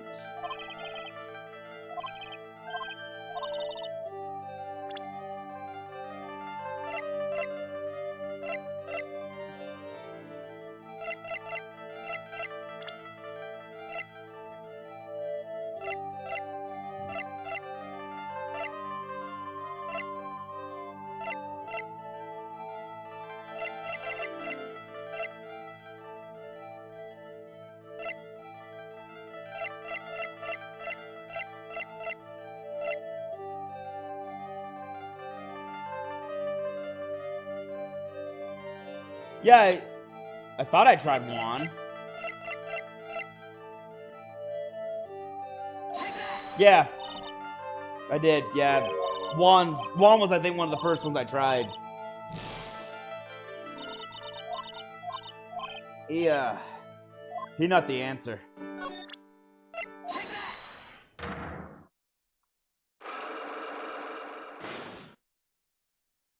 Because I was thinking, my line of thought was, well, clearly it's Juan as the connection, because Juan is Matt's rival, and Celeste is his manager, and Celeste was engaged to Juan. So if Matt got Celeste to cheat on Juan with Matt, that would hurt his rival and break off their engagement, and just, it would be a great way to really get at him, like from an absolute jerk's perspective.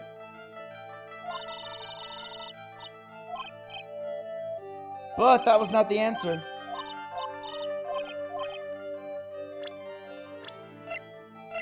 Not the one they wanted, anyway.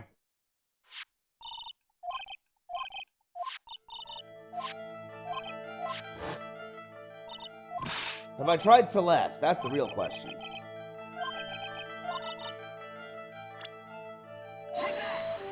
not Celeste.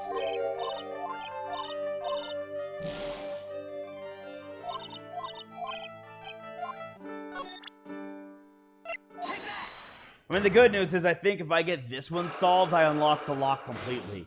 So that ends the locks with Miss Adrian Andrews. That's why I'm not really too broken up about having to start again.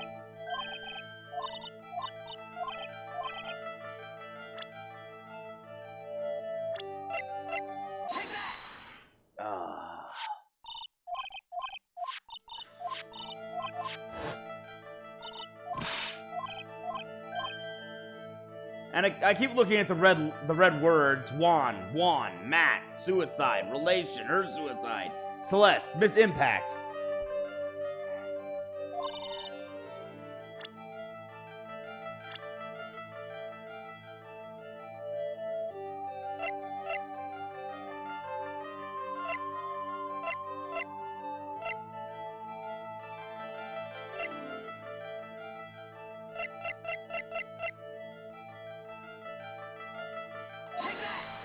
Dang it! I thought it might be the Nickel Samurai. But that's also not the right answer.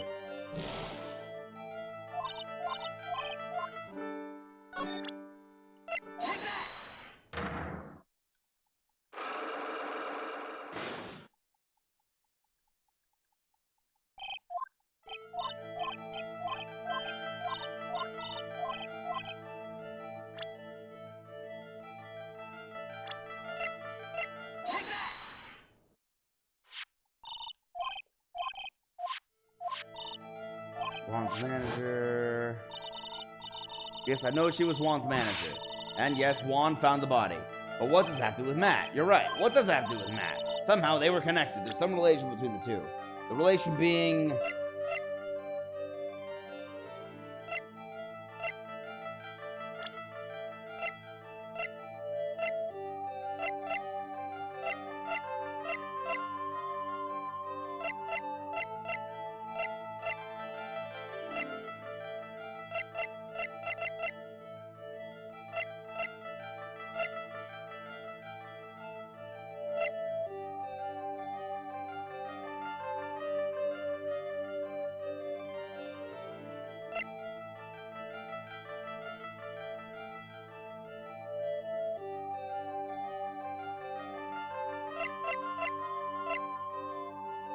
Okay, what have I not clicked on? I have not clicked on my attorney badge, the Magatama,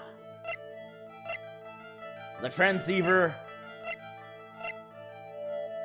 the map of the hotel, the guitar case, the wine glass, the crime photo, the button,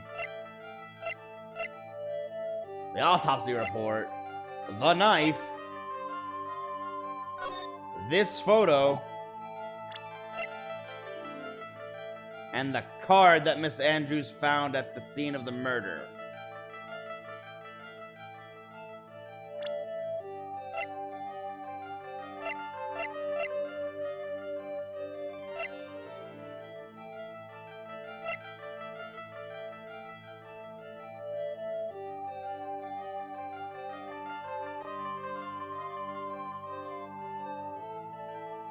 I probably don't. But I also have run, oh man, if I have to go and search every single place I've already searched again, very... Because I know the only person standing around right now is Miss Oldbag in the hotel with a bug sweeper, sweeping for bugs.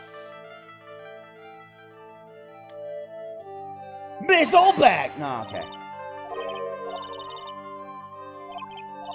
I was kind of thinking that...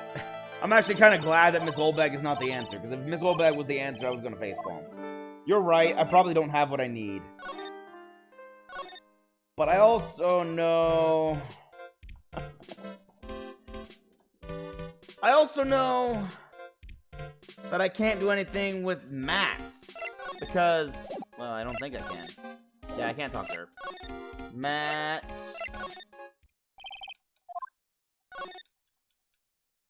Here's Matt.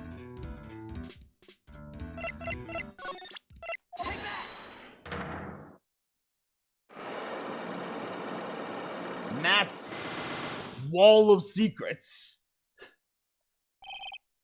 are about secret of yours. What if Mr. Corda had been successful in his plan? What would have been disclosed? I told you before, dude. I don't know. I don't know anything about Juan, okay? Look, Mr. Wright, I could keep saying it until I'm blue in the face, but I totally didn't pay Juan any attention the whole time that night. I mean, come on. I was in the middle of a nap. Don't lie to me. Huh? I know you paid close attention to Mr. Corridon, especially on that night. The thing is, I don't know why I don't know why. It's like, did he pay attention? I don't think he did. There's nothing indicating he paid attention, which means I don't have what I need for here either. The only thing I can think of for this is when I go back to Miss Oldbag at some point, she's gonna have found something from sweeping the entire hotel with a bug sweeper. But the last time I came by, she didn't want to talk.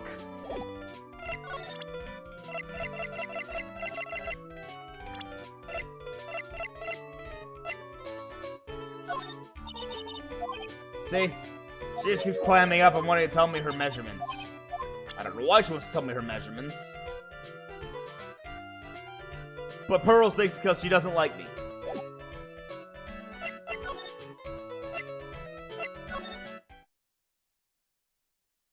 The transceiver? Well, yeah, he did recognize it before.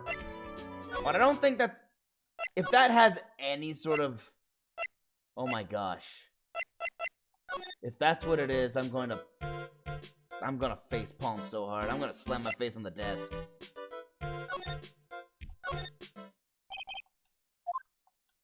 If that's the answer, desk meet face it is.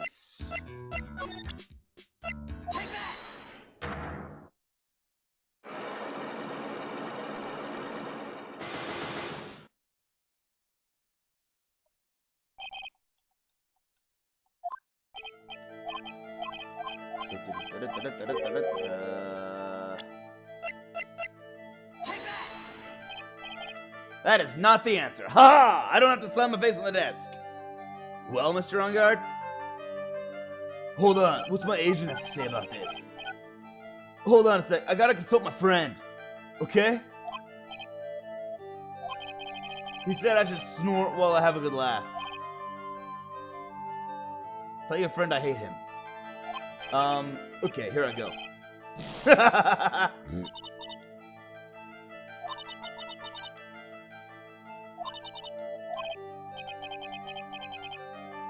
Well, yeah.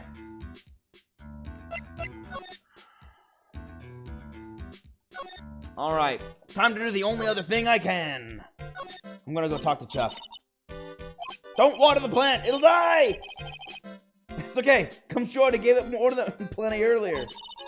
The watering can, where are you, Mr. Watering Can? Pearls gets too wound up and she's not doing something to distract herself. I hope Charlie can withstand Typhoon Pearls.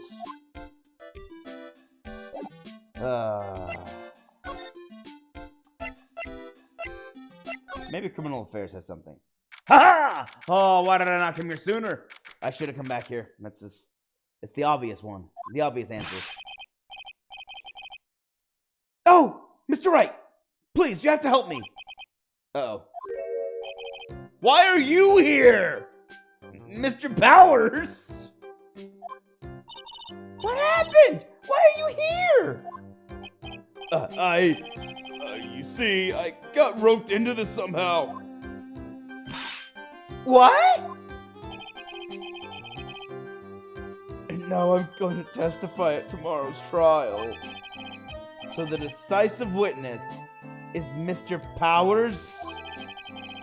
I was talking with a detective until a little while ago and was on my way home. When all of a sudden, you're under arrest! And I was brought back here! Oh. They said my face and the whole self in general look suspicious or something. You are one unfortunate dude. Well, I guess I can see how they thought you looked suspicious. I'm just a normal guy on an exercise show for kids. Is that a crime? Poor guy. Tomorrow's testimony. So about this testimony you're giving, what are you going to talk about? I really don't know yet.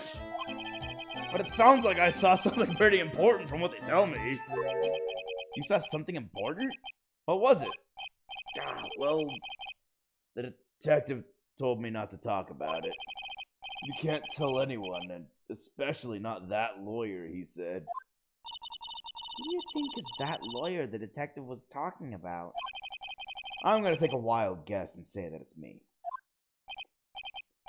Yeah, you got it. Mr. Nick, Mystic Maya and myself are your only two allies in this whole world, but it's all right. Ouch. I don't really have a lot of friends, do I? Your friends are an 8-year-old little girl and Maya, her cousin, who is currently kidnapped and is always eating somehow. Matt on guard. This is gonna do a lot of damage to Matt, you know. Because he's got that refreshing like a spring breeze image going. But what is he really like? Well, let's see. Matt's always been kind of a player with women. He'd never really turn a pretty face away, if you know what I mean. He'd always say, it's just a game, to justify himself. What? How horrible! That's unforgivable! Ow. Sorry, I didn't mean to offend you. But, you know, he said once that there's only one person in the world who won't... There's only one person in the world who won't swoon over me. One person who wouldn't swoon over him? His manager, you know? It's Adrian Andrews. Why is Mr. Power suddenly looking kind of energetic? Gossip. Yeah, you see, I'm actually a sucker for gossip. I mean, celebrities in the world have this dazzling sort of image, right? A dazzling sort of image? But aren't you part of that dazzle, Mr. Powers? No, I'm more of a hairy, sweaty, smelly, brutish kind of guy, you see. But it's okay, really. I get to hear plenty of gossip about a lot of the other stars around me as things happen. Well, that's true. Oh, hey, so did you hear about this yet? About Miss Andrews' mentor and her suicide? You mean Miss Impacts? We heard something about how her wedding was canceled. Yeah, that's what I'm talking about. I thought about it a little the other day. About that mysterious death. Hey, Mr. Wright, why don't you... You could just tell me, you know, but sure, I'll ask. Why don't you ask me about that? Go on, go ahead. Mr. Powers is so charged that his skin is practically glowing with electricity. Celeste suicide. Hey, so you heard this? Celeste left a suicide note. Yes, I've already known that. And they say that Juan went and hid it. I've known that too. We heard about that in court today. But there wasn't any actual proof that she had left a note. Well, this is what I think. I think that something bad was written on that note. Something bad for Juan, that is. No, it was something bad for Matt. That's what's on the note. That's the secret Matt has. Maybe. That's the most logical conclusion I can come up with. How everything's tied together. Something bad for Mr. Corrida? Why do you figure so? Well, before she died, Celeste talked with a few of her friends. And she said it looked like I got caught up with a truly insidious man. Yep, a truly insidious man? Did she mean Mr. Corda by that? No. Well, there's no one else that fits the bill, right? And that would be reason enough for him to hide that suicide note. I see. Well, that's good info. Thanks. You're welcome. Mr. On Guard and Miss Andrews. They're both at the detention center right now. There are still things I don't understand or know about. I'm sure. I have to get the two of them to tell me everything.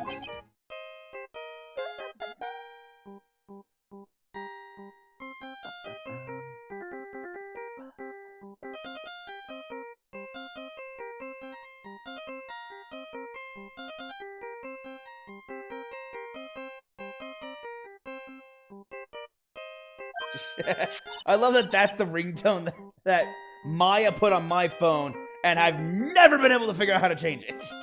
This is how hopeless Nick is with technology. Mr. Nick, your phone! Hey, that's a Steel Samurai theme song, isn't it? I don't like the sound of this ringtone right now. It sounds kind of ominous. Yeah, I know. Hi? Hello? We're in trouble now, pal! I'll be back at the office real soon! What's wrong? Something really unexpected just happened. Mr. Edgeworth, Edgeworth? Anyway, hurry up and get back to the office, pal! I don't know what's going on anymore. It's no good! I didn't catch that last part, but beep! Hello? He got cut off. What's going on, Mr. Nick? Gumshoe said we need to go back to the office right away. Then we should hurry back! I'm scared to go back. What are you talking about, Mr. Nick? Pull yourself together! Maybe it'll be good news. Somehow, I really doubt that with the way he sounded on the phone. Thanks for the info, dude. I mean, didn't really add anything to my court record at all.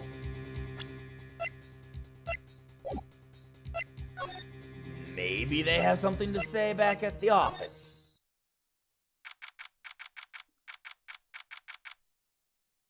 Please be good news.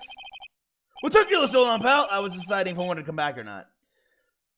Mr. Edgeworth couldn't stick around forever and had to go. Well, what happened? We got him. We know who bought that spy camera. Huh? This quickly? And this bear's what gave them away, pal. The bear. I figured it out, pal. I figured that we should have been looking into the bear instead of the camera. But wasn't it Mr. Edward that figured it out? Shh, Pearls. And? Go on.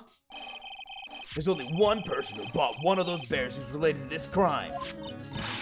Who is it? Who would be so rude as to spy on another person in the room? Matt on guard. This is not helpful! I mean, it's honest, it's true. But it's not helpful! Huh? Matt on guard. Your client. That's who, pal. And here I thought things couldn't get any worse. Do I at least have the camera back in my... I do not. Can you give me the camera back? Are you sure you heard right? That the person who bought this bear was... I heard it from the department store clerk, pal. This is the credit card receipt for the purchase. It's for $3,800, pal. That's the exact match for the price of that stuffed bear. You know, not counting tax.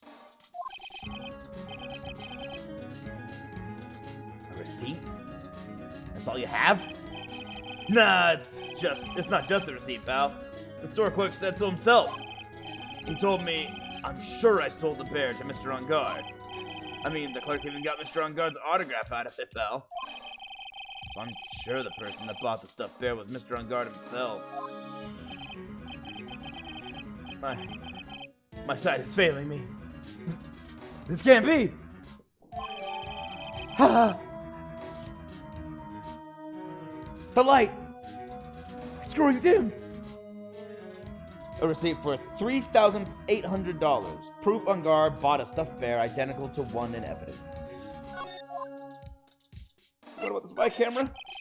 So what about the spy camera we found? Ah, that was a dead end, pal. I mean, you can get this kind of thing from anywhere. But for now, I guess I can give these back to you to file away into evidence. Thank you. Set the record. Set to record the victim's room from 8 p.m. for 1 hour. Was running at time of murder. I know you don't want to give up, pal. I didn't think it was possible. The person who put the spy camera in Juan Corrida's room was mad on guard.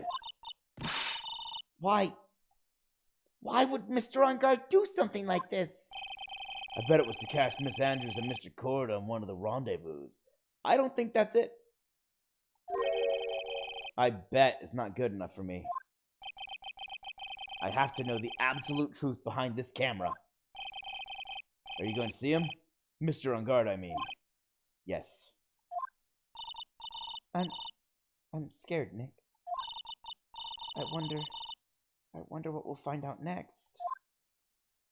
Well, I'm scared myself. But I have to put on a good face for Pearls. Mad on Guard, what in the world have you done?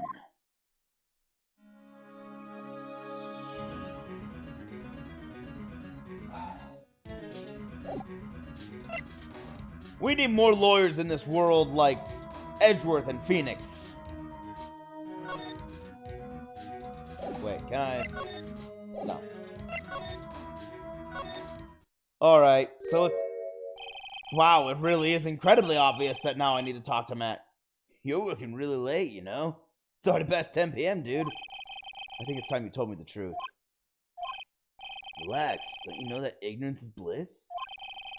But if you really want to know, let's talk.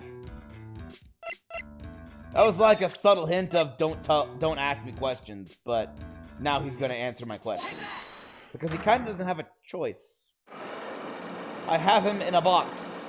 A box room. And I hold his fate in my hands.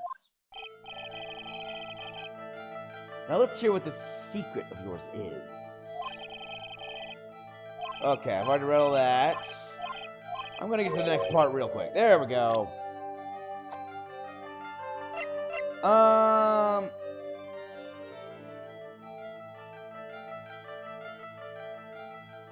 I think it's this. Yeah, it was. Someone used this camera to secretly film Mr. Corrida's room the night of the murder. Secretly film? What? And then sent the images the camera took with this transmitter. Wow. But dude, where was this camera you're talking about hidden? In a bear you bought. The spy camera was hidden in this bear's eye. A bear that was supposed to be a present from a fan. I guess one had a few of those kinds of fans too, huh? Huh, dude?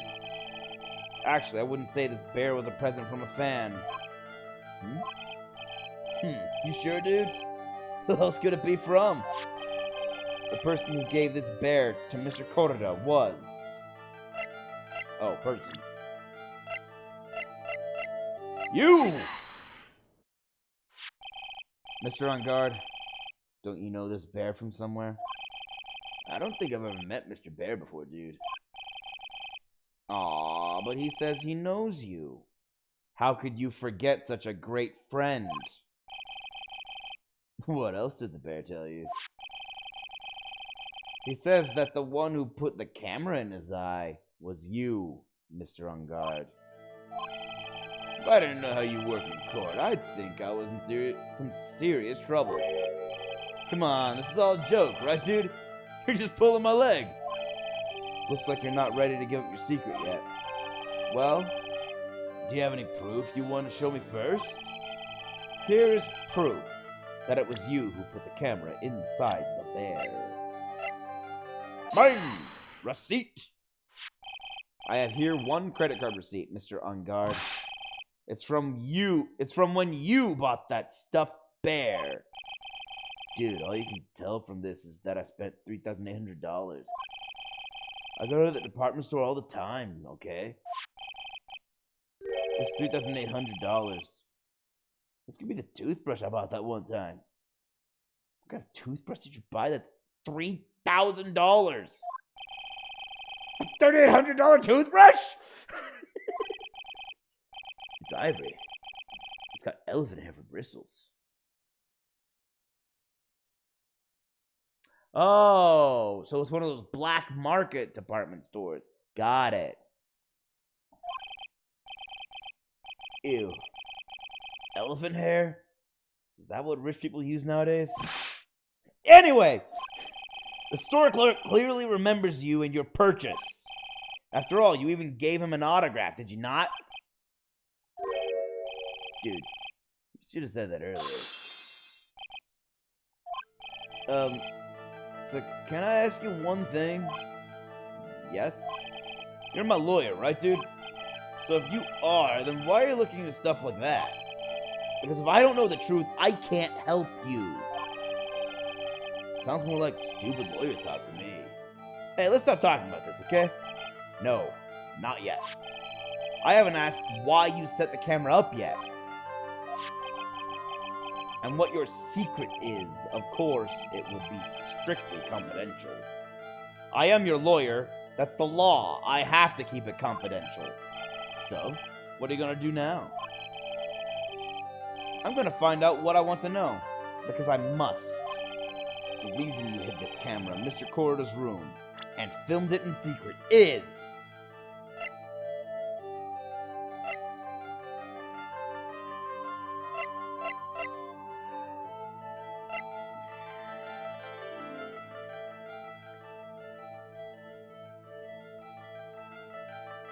Man, this sucks.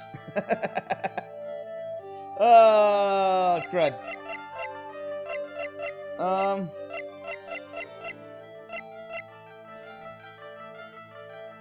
There are two possible answers that Phoenix... I know the answer is likely because he wanted to film the killer doing the crime.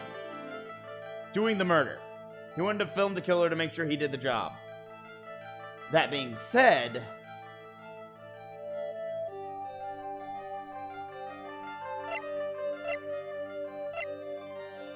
would Phoenix think that it was because of an affair?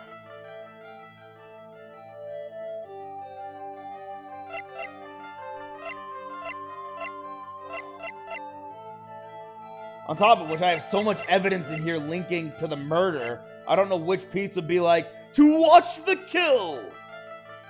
I have no idea.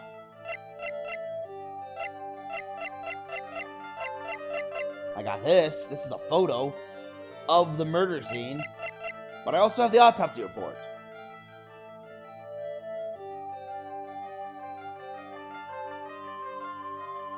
But if I was doing the Adrian Andrews situation, I'd just point to Adrian Andrews.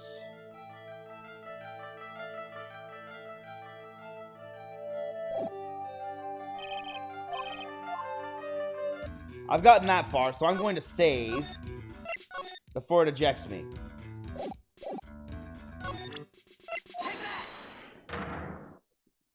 Because I broke those locks, so I should only have 3 locks left, right? Oh, you're kidding me. Ah! Speed run!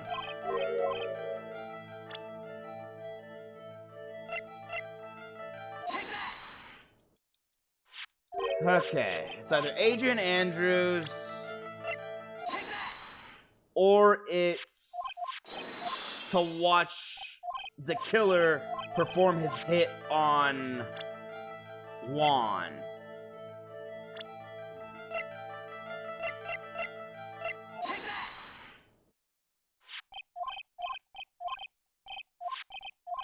But now...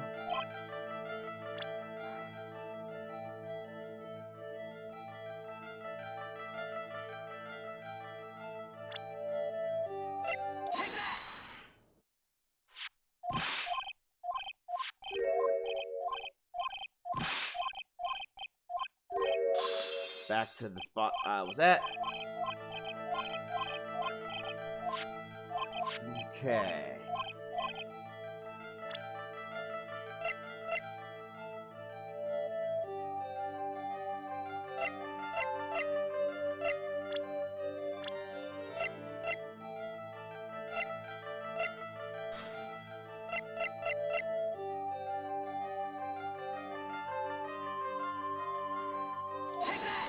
That's not the answer. So this guy's just gonna laugh in my face again. Mr. On Guard? Dude, how about you take that bear home with you and talk to it? I'm sure Mr. Bear will talk to you about as much as I will, which is not at all.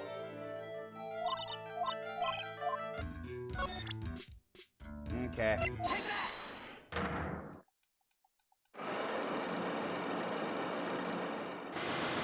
This game hates me. I have to succeed at these locks in order to get my points back, but I have to, like, get all the way through all this to get them back.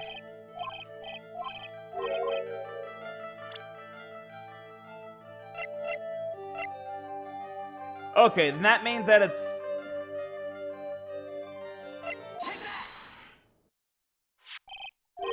The answer's just Adrian, right?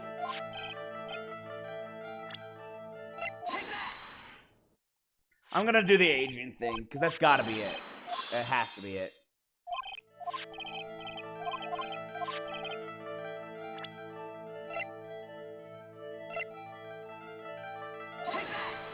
I screwed up.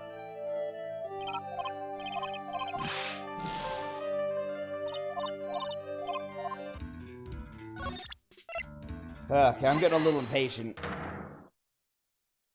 My bad. I should have read. I was trying to go on muscle memory.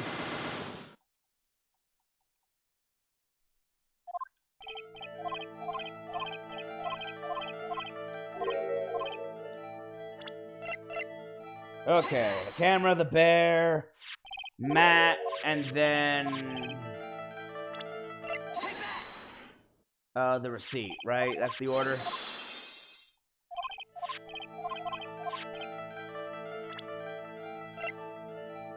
I'm gonna put it on the receipt. I'm gonna go over to Matt. Mark Matt. Talk to him about the bear.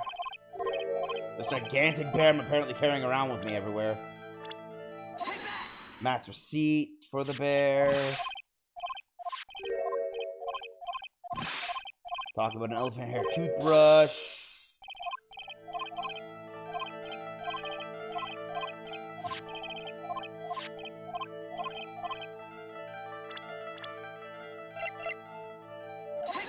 It was Adrian. What do you know? Adrian Andrews? There's a rumor going around that Miss Andrews and Mr. Corrida were having secret meetings. You, who was keeping tabs on Mr. Corrida, you were going to reveal this as a fact and turn it into a scandal. Isn't that right? Dude, you can be such a moron. Huh? Oh man, Mr. Lawyer, dude. That kind of scandal, that's the good stuff. That's what we in the industry call juicy. The good stuff? Juicy? Look, we can get publicity without spending a penny with that kind of stuff. I mean, if people stop paying attention to us, then it'd be the end, dude. Too bad that wasn't your intention. What are you talking about? I wish your reason for spying was something so innocent, but it wasn't. You didn't spy on Mr. Corrida because of Miss Andrews. Then there's only one reason I can think of for you to do such a thing. The real reason you set up the camera in Mr. Corrida's room was... Really? You're gonna have me say Adrian Andrews just for it to not be the thing, so that I then say it's the murder? Wait, no. Okay, fine. Whatever. It's either the autopsy report...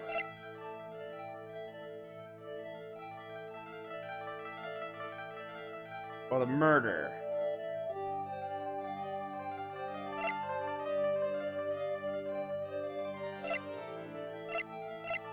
Is it the picture or the reports? But the report has a time on it, so I'm gonna say... That's not it. I wouldn't have set it up in Juan's room. It would be in your office, dude. Huh? My office? Well, dude, you're always saying really absurd things, right? You're like getting the Comedy Channel for free. Okay. This...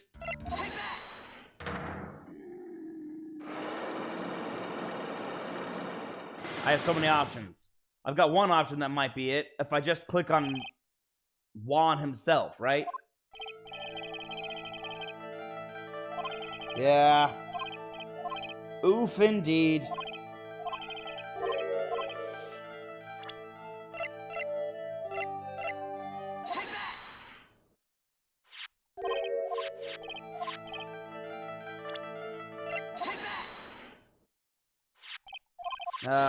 This is so freaking difficult. It actually is. Because I'm doing this with one hand tied behind my back. Figuratively speaking. I screwed up.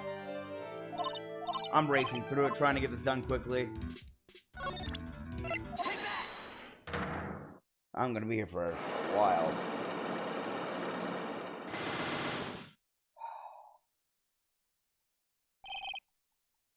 Matt!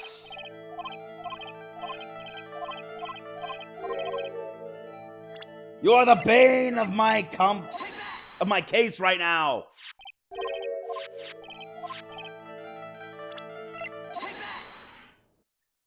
Then I gotta click on Matt, not Adrian. I gotta get through here. Then I gotta go click on Matt.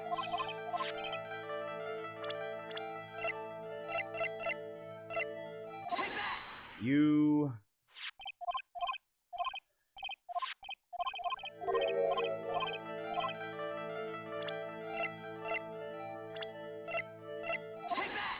The receipt.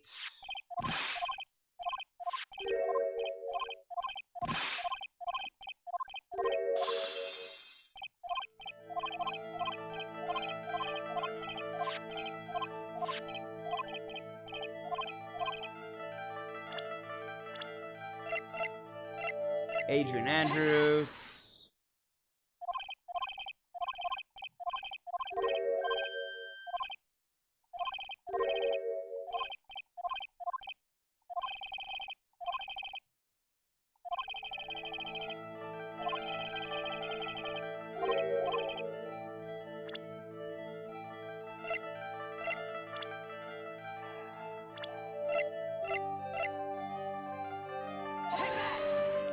Dang it! This is gonna take me forever.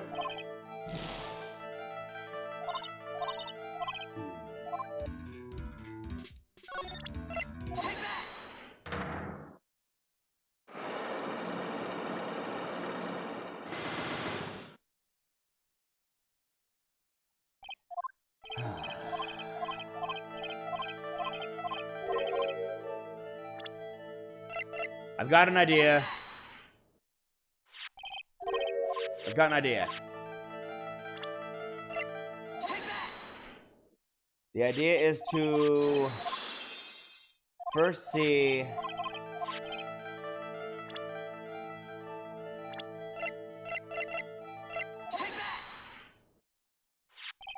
it's possible he was spying because of Celeste.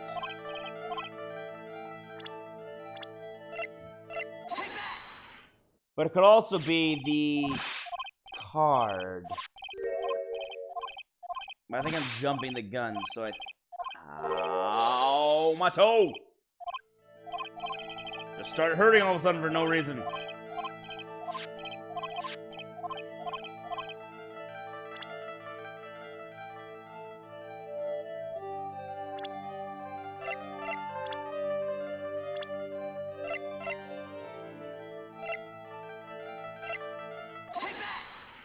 Adrian. But it's not, it's really Celeste.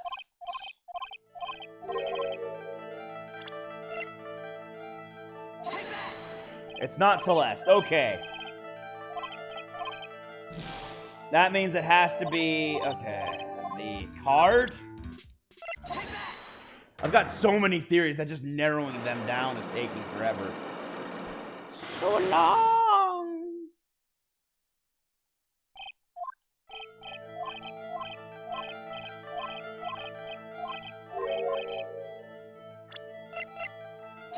Okay.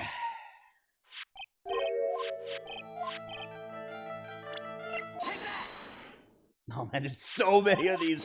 I have to do 2 interrogations with each lock. That's 10 evidence presentations. Here's 3.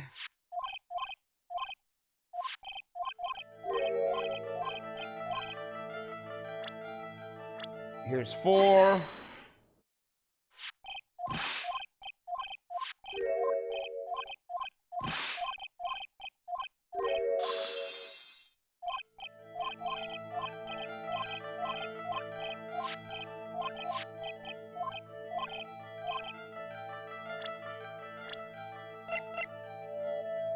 Here's 5. But the real reason is...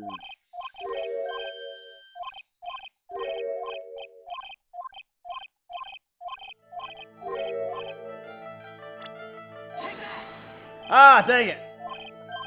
I screwed up. Again. I pressed the button one too many times.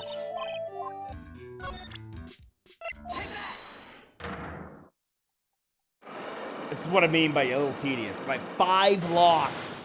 Messing up sets you back so far. Okay, keep going, keep going, keep going, keep going, keep going. And camera. And boom, boom, boom, boom. Chibbity chabbity, chitter chatter, bear. Boom, boom, boom, boom. Keep pressing, keep pressing, keep pressing, keep pressing. Go, go, go, go. Break the lock. Go, go, go, go. Forward, forward. Go, go, go, go. Whip, switch. Go, go, go, go. Match. Get it. And then keep pressing, keep pressing, keep pressing, keep pressing, keep pressing, keep pressing, keep pressing, keep pressing. Yep. You give an autograph. Keep pressing, keep pressing, keep pressing, keep pressing. Here it is right here, right now. Here's the receipt, and also an autograph. Yep, yep, yep, yep, yep, yep. I have an eyewitness. Yes, yes, yes, yes. That you brought the bear. Keep going, keep going, keep going, keep going, keep going, keep going, keep going, keep going. This is so tedious, it's insane!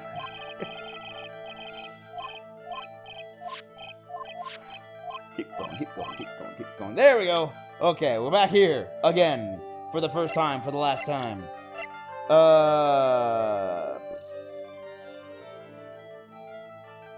Is Adrian Andrews, even though I also already know it's not the reason.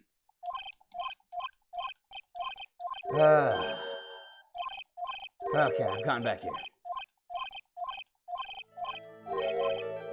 Like, at first I was like, oh, this is a cool mechanic.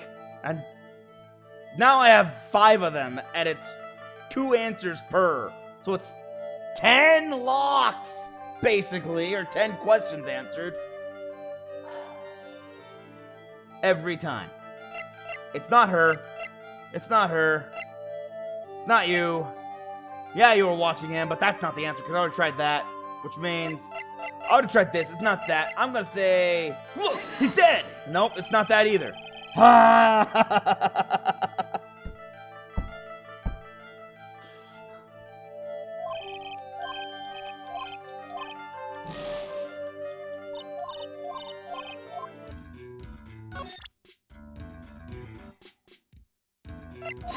Okay, here we go. That was my next guess, yes. Get the card with the shell on it. Yeah, that's the next one. That's the only other thing that makes any sense.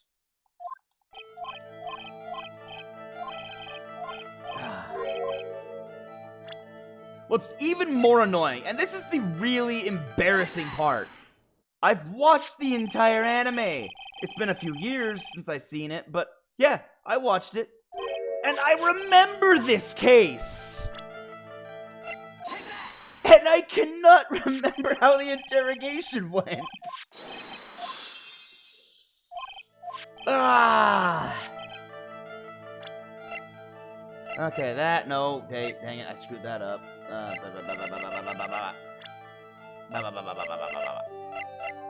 There.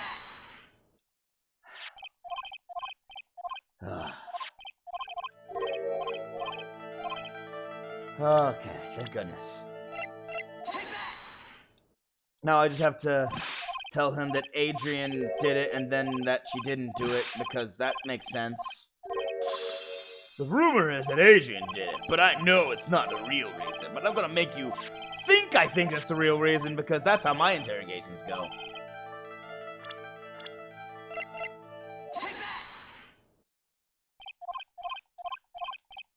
go, go, go, go, go, go, go, go. I'm almost there. I'm almost there! Again! Okay, here we go. Yep, it was the card. I suspected that early on and then just was like, nah. The entire time, I should have just given him the card. What's this card? Maybe he doesn't know about this card. This is a certain man's calling card. The man's name is Shelly the Killer, and I'm sure you know of him, don't you? Shelly the Killer? That's ridiculous. Why would I know some shady scumbag like him? If you really don't know him, then why are you acting so jumpy all of a sudden? That's it. I'm finally starting to get to the truth. I can't afford to make any more mistakes now. Mr. Matt on guard. I know why you know Mr. the Killer. It's because you're a hero of justice. You're a star. My innate reaction is I want so badly to see what all of these are. But I don't want to go through all that again. So I'm fighting my impulses just to say what I know the right answer is. You're his client. Since you're the one who set up that camera, that means you knew. You knew exactly what was going to happen in that room. So, how? How would you know something like that? It's because you're his client. That's why. You hired Shelly the Killer to assassinate Mr. Juan Corrida. The real mastermind behind this whole murder is you, Matt on guard.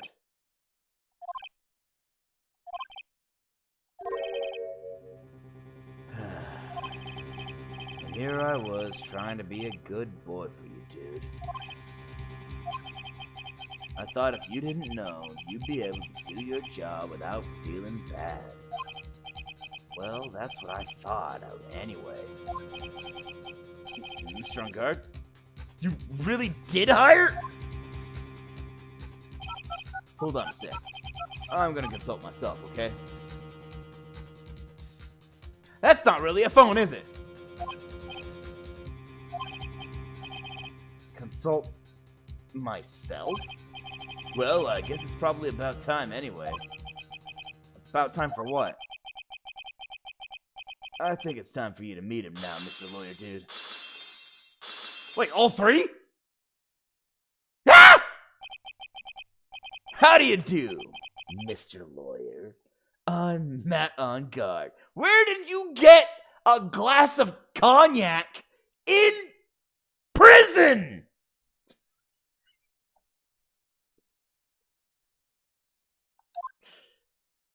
I'm Matt on guard. Well, at least I got some points back. Matt's secret. Well done, Mr. Wright. I bet it wasn't easy to gather as much information as you have. You really... So you are Shelly the Killer's client. You didn't really think I would dirty my own hands in this, did you? What do you mean? And that woman, Adrian, was quite brave herself. Trying to stick the crime on me. I didn't think she had it in her. But all I care about is that Juan is dead. Isn't that right, Mr. Lawyer? You're lying! What terrible... It's way past your bedtime, little girl. Go on and let us grown-ups talk about more adult things. I'm gonna have this entire conversation with a glass of cognac and not ever take a drink. Don't ask where I pulled it out of. It wasn't here when I sat down. But why? Why did you hide the video camera? And... A weakling soon believes like the words of others, just like that pathetic Adrian. knew about Miss Andrews' secret. But I'm no weakling. I don't believe anyone, least of all assassins. What? Oh, come now, Mr. Wright. Assassins aren't above blackmail. They turn their clients into cash cows by holding the sinful deeds over their heads. And a superstar like me, how much do you think I'm worth? Care to guess? And that's why? Yes, that's where the video comes in. I've got his face and crime scene I've got his face and the crime scene recorded on it, preserved for all time. With that, I keep him at bay and even blackmail him if I want. That's right. That video is my insurance. Isn't that what they call it, Mr. Wright? Why would you do something so wrong? Because I'm a grown-up, and I can. Good enough of an answer for you, little girl. Ah, he's an asshole. Now I have no problems bringing him down. Perfect. Why? Why would you kill Mr. Korada? Because he was about to sling so much dung on my beautiful public image. Scandals are a little annoying, aren't they? This is all because of that press conference, isn't it? If Mr. Korada had been able to give it, then Mr. On Guard's secret would have been... That's what we call taking advantage of the situation, you know. I had no interest in doing it, really, but bit by bit it crept up on me. And then the situation just presented itself perfectly. How beautiful, I thought. And that's how Mr. Korada ended up dead? Let me tell you something. I'm not like Adrian. I don't depend on anyone. People are simply things to be used and thrown away. Put on a sweet, innocent face and people will swallow anything you feed them. Adrian fell for it. The assassin, too. Oh, and how can I forget? Even you fell for it, Mr. Lawyer. Everyone all working their butts off for me. Matt on guard. Ah, did that leave you speechless? What a shame. What's wrong, Mr. Lawyer?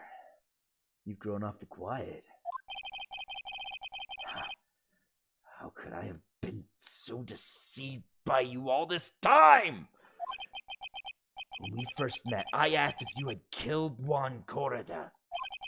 And you answered very clearly that you hadn't killed anyone. Hey now, I never told you any lies. The person who did the killing was that to-killer guy, right?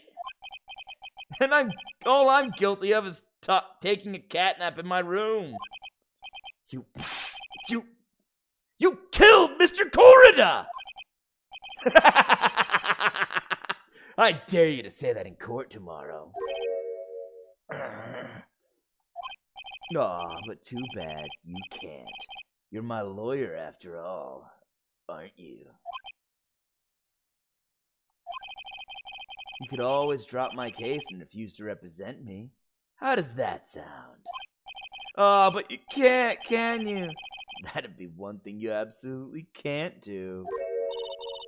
Mystic Maya! You wouldn't want to test a killer. He's a man of his word, or so I hear. You could end up getting a certain friend of yours rubbed out if you lose. You scoundrel! So if I were you, Mr. Wright, Esquire, I think I would give it my all tomorrow. Remember, everyone likes a happy win-win resolution. I'll get you for this! That's such a cliche phrase.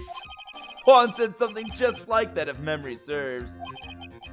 Of course, well, we all know how well things turned out for him, don't we?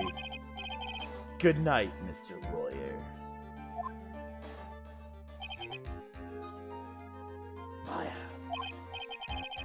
Maya, what am I supposed to do?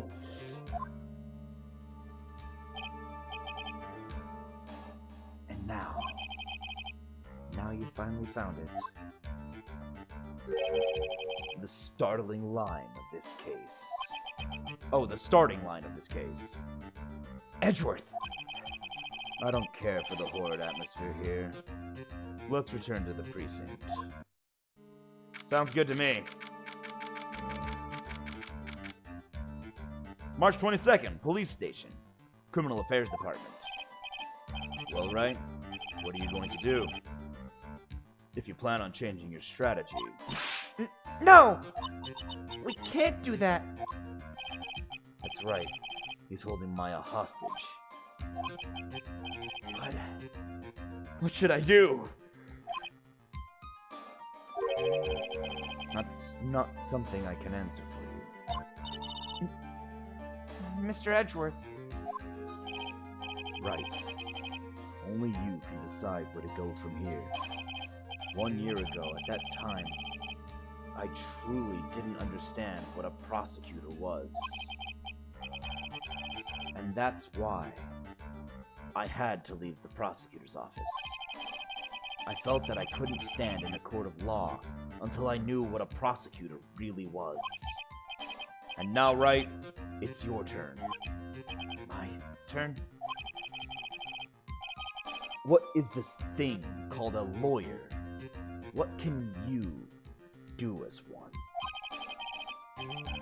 You must find the answer, and you must find it on your own.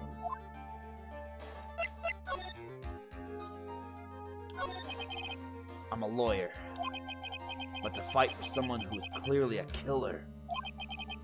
Man on guard. That man is really... God! It doesn't matter who. Every person deserves a proper defense and a fair trial. Isn't that the basis of our judicial system? Proper defense? But what exactly is that? Is it where a lawyer forcibly and blindly gets an acquittal through shouting and trickery? Ironic that you, of all people, should say such a thing. Isn't that exactly how you have fought for your clients up until now? Well, that may be true, but that's because I believe my clients to be innocent from the bottom of my heart. But if I were to get on guard and acquittal, that isn't a proper defense at all. I became a lawyer because I thought I could save people who were suffering and in pain. But when I look at this mess we're in, I can't even protect the person closest to me. Even if I win the case, I still lose in the end. I just don't know what to do.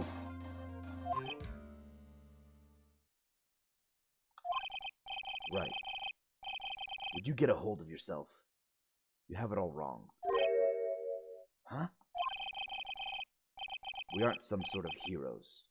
We're only human, you and I. You want to save someone? That's something easier said than done, wouldn't you say? That's... You are a defense attorney, and can't run away from that. You can only fight. That's all you can do. People like you and Franziska von Karma are always using all you have to pin me down. You fight to the very end, even when you know the truth is not with you. But I'm not like you. I can't fight for a false verdict, for a man I clearly know to be guilty. Franziska, she fights for herself. The only thing she fights for is her perfect win record. That's all. And? Isn't that the same as you? Isn't that why you ran away a year ago? Because your precious win record was destroyed? You are so petty! I see. Now I understand why you despise me so. However, you are mistaken. What do you... Thanks to you, when you sealed off my path to a perfect win record, I began to realize the error of my ways. I realized that things such as a perfect record were meaningless. What? I don't believe you. Are you saying that is why you left the prosecutor's office? But then why? Why are you here now? The answer to that is something you will find on your own. I have faith you will see it before the verdict is read tomorrow. But if you can't, then you will be powerless to change the ending of this story. It's not my phone. Mr. Nick, the transceiver! Oh, the transceiver, right. I'm sorry for what happened earlier. Now then, Mr. Attorney, do you wager you can obtain an acquittal tomorrow? My, what is the matter, Mr. Attorney? I don't sense your usual anger this time. Tell me, please.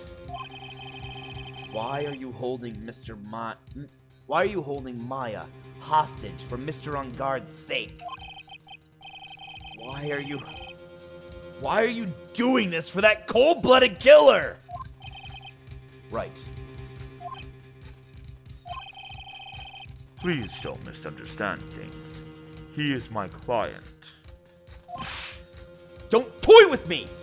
A man who hires an assassin is just as much of a killer himself! I believe you're asking for my reason as to why I am doing what I am. Yeah. This is what I like to call my aftercare. What the heck is aftercare? My name carries a certain amount of honor and dignity, Mr. Attorney. I take great care to ensure that no suspicion falls upon my clients for my handiwork.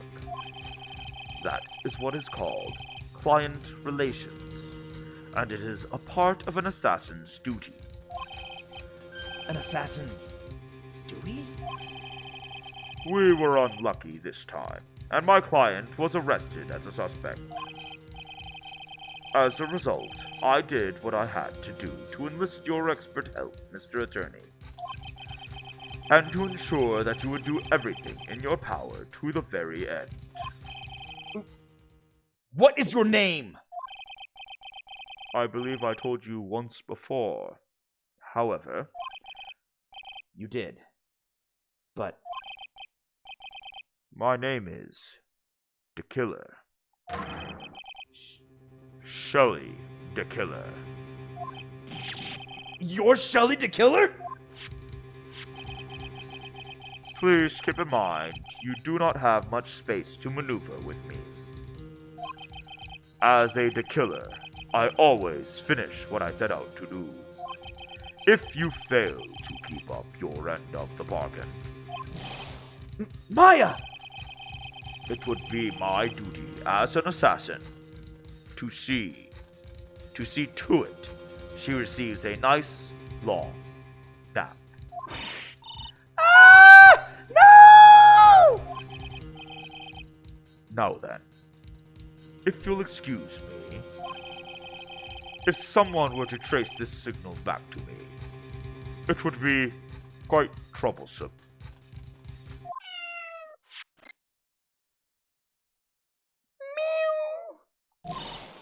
Mystic Maya! Mystic Maya! I don't know what to say. Edgeworth! Did you hear that? At the end of the transmission! Huh? Oh, that... It sounded like a cat. A cat? It can't be! That cat! Can it? What is it? I think I know where Shelly the Killer is holding my hostage! Edgeworth, have all police units head for On Guard Mansion immediately! Alright. Yeah, alright. You hurry over as well then. Don't lose hope yet, Pearls! The fight has only just begun! Yeah! Move! I don't know where I'm going. That's not an option. Okay, I guess I'm going here now. I'm gonna talk to Adrian Andrews. This is a long chapter.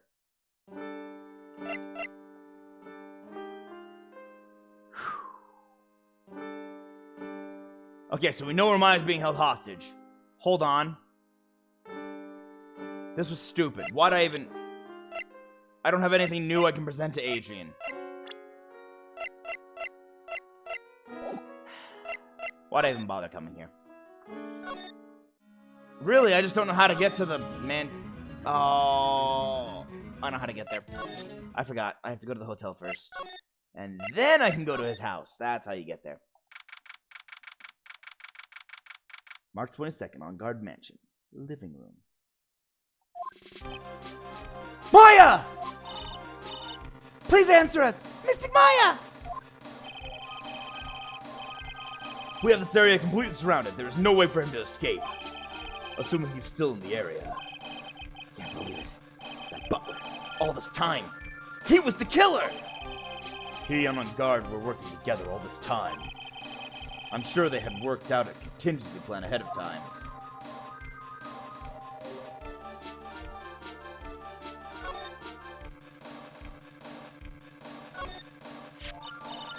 Oh! It's a figurine of a bear! But there are a lot of cuts in it for some reason. A wooden bear-shaped figurine. It's covered in many thin cuts. A bear? Isn't that more of a thing for Mr. Quarterdock? Why would something like this be here? Right, look down. There's a little pet door installed here. Ah, I'm sure that's for Shu. You think that this came through that little door? This door, it's locked. Well, I'm pretty used to breaking doors down by now. Let's go, Edgeworth. Boom! Crash! Ah! There's no one here! From the looks of this room, I would say this is On Guard's private lounge. Look at this, Wright. An antenna for sending and receiving radio signals and a VCR!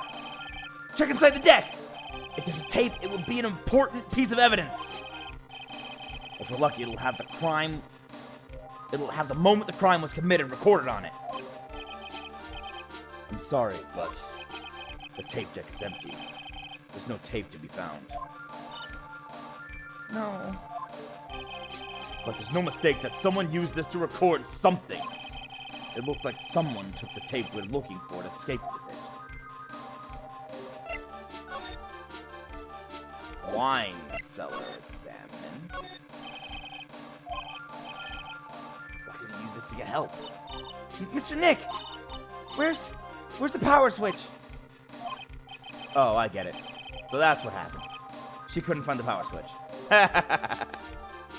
Oh. It's a VCR and an antenna. The footage that the spy camera took at the scene of the crime was beamed here and recorded on tape. If only we had that tape, it would have been really helpful. A huge television and speakers loom largely here. I'm sure if Maya saw this, she'd say, I would die a happy samurai fan if I could see the Nickel Samurai on a TV like this. Yeah, that's what she'd say. I can't believe I just made a joke about Maya, all things considered.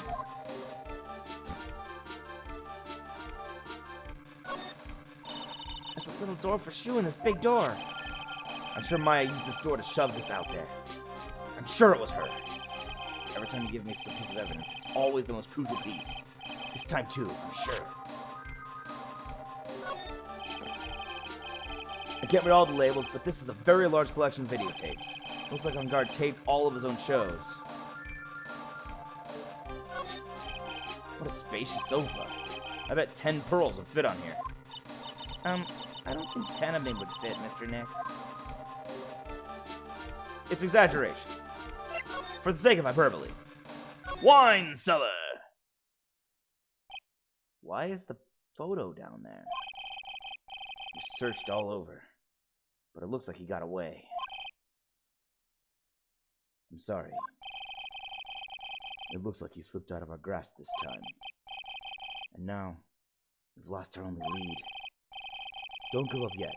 That little girl is looking to you to be her pillar. Yeah, you're right. We're close, I can tell. We've already set up checkpoints along every route leading out of this district. Leave the rest to us. Maya. Examine. This looks like a picture of Miss Impacts. So yeah, they were clearly connected. With love, Celeste. Miss Impacts? You mean... Yes. Mr. Corrida's former manager. Why would a picture of Miss Impacts be here in Mr. Onguard's mansion? And why does it say with love? This might be a clue. Celeste's photo added to the court record. I think this is what I needed to talk to Adrian. Ah! What's wrong, Pearls? Please, let me see that picture frame. Huh? What's so special about the frame? On the back! There's something written on the back of the frame! Maya. It's Mystic Maya! She left us a message! What?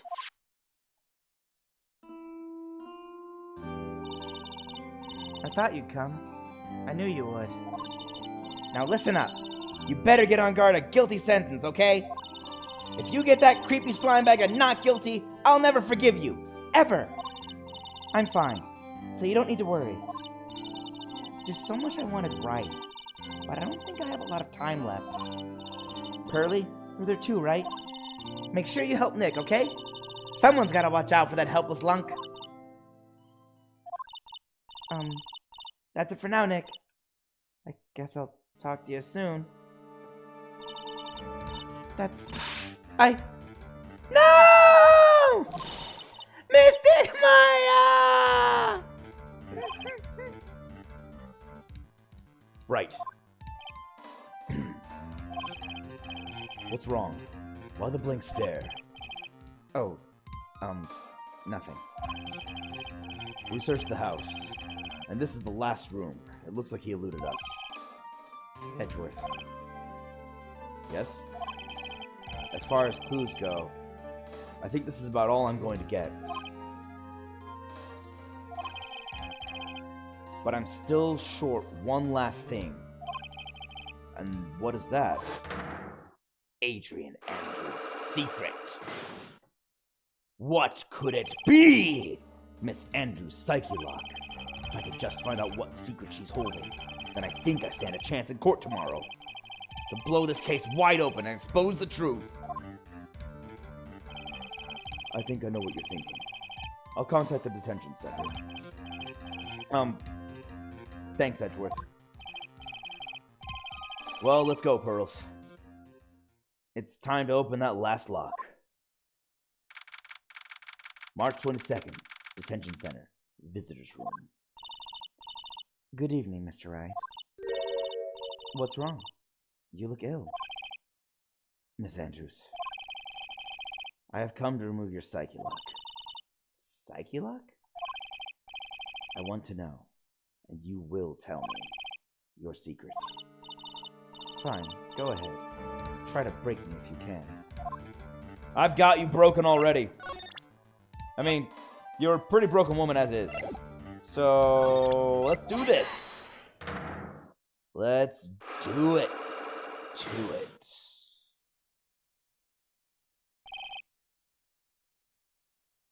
Why frame him? Can you please tell me why you framed Mr. On Guard for murder? I've already told you countless times. It's because I thought Matt was the killer. No, that's not it. I know you have a personal reason to dislike Mr. On Guard. Miss Andrews, you may think I didn't hear it, but I know you said something earlier. You said revenge. So you're saying I was taking my revenge out on Matt, and that's why? What an absurd idea. I don't have anything I want to take revenge for. Miss Andrews, a woman who lives by being dependent on other people. There is something or someone in her past that would make her take revenge. That something or someone is Celeste Impacts! Celeste. There is only one catalyst that would cause such a strong feeling, and even revenge. And that is Miss Impacts' suicide. What are you trying to say? Celeste was Juan's manager. On top of that, the one who hid her suicide note was also Juan. What does all this have to do with Matt? You're right. You haven't mentioned him yet.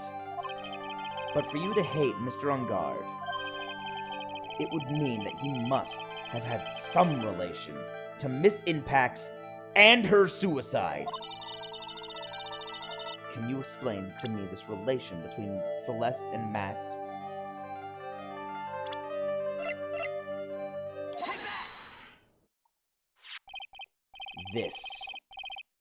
This is a photo of Miss Impacts, correct?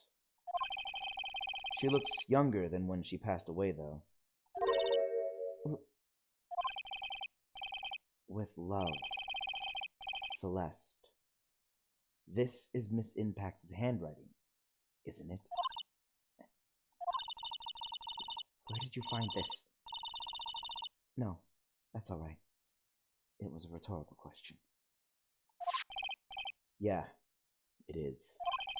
I found this at Mr. On Guard's mansion. And after all this time, my last remaining secret has been revealed. I kind of do that. I'm a lawyer. That's what lawyers do, right? I think the world would be more interesting if lawyers did that. Revealed secrets. Instead of constantly lie. Why frame him? Celeste. She was supposed to get married to Juan. Yes, but I heard that it didn't work out. Because Mr. Corda didn't want to get married to her anymore, right? Yes. Because of Matt. But because of Mr. On Guard? What do you mean? I think I can see where this is going. I saw where this was going ages ago.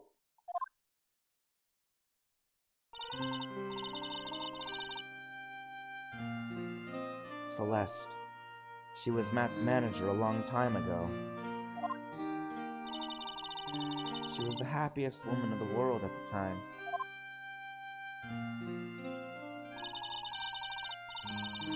I was working part-time back then, and I often saw the two of them together. So that's why, with love, Celeste is written on that frame of that picture. They were a couple, weren't they? It wasn't anything as splendid as that. Celeste was being used, toyed with, until she was thrown away. That sounds like something that Matt said. It's so horrible. Matt's entire image is built around how nice and wonderful of a man he is. A scandal would have destroyed that. which is why Celeste, in her kindness, moved over to Worldwide Studios. And that is where she met Juan. She seemed really happy with him, even happier than when she was with Matt. Celeste and Juan were such a good match that they were even planning to get married. And then, it was suddenly called off. On the night Juan called their marriage off, Celeste, she killed herself. And that's why I framed Matt. It was revenge for Celeste and for myself. Revenge. I'm sure even you can guess why Juan called the wedding off, right? I have a hunch. Matt confessed to Juan about his relationship with Celeste. I see. So that's what happened. But then why did Mr. Koda have to call off the wedding? I don't understand at all. It was probably because of his worthless male pride. Juan and Matt were always fierce rivals. Matt waited for the wedding announcement and then unleashed the truth on Juan. He was aiming for when it would hurt Juan the most. On the Synpax. That wasn't the end of it. That day, I'm almost certain that Celeste left behind a suicide note. And in that note, she left a detailed account of Matt's various misdeeds, and so that she would never again be hurt by Matt, she chose to die. Then, when Juan discovered her body, he hid her note. But why would he do that? It's simple. Juan realized that note was a powerful weapon against Matt. And it would be especially damaging to his refreshing like a spring breeze image. In any case, with his pride hurt, Juan sought revenge. Revenge. There's that word again. Juan wanted to publicly disclose the contents of that suicide note. At a time that would cause Matt the most damage, of course. And that was at the press conference after the stage show. I know all about it because I heard it all from Juan. It was so I could find out about all this that I drew close to Juan to begin with.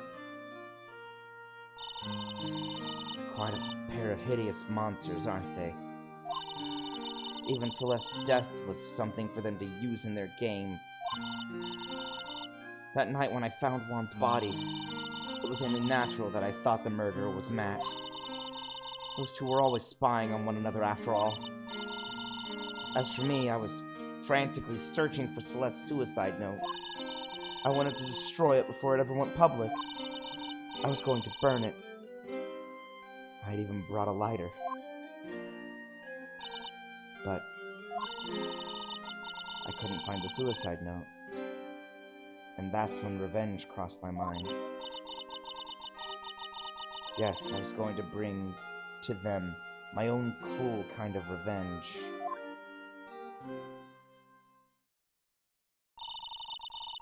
Celeste was killed by those two monsters.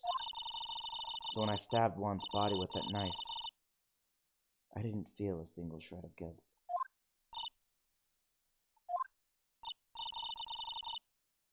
And that's all I have to say. Well, Mr. Wright, even knowing all this, are you still going to help that man?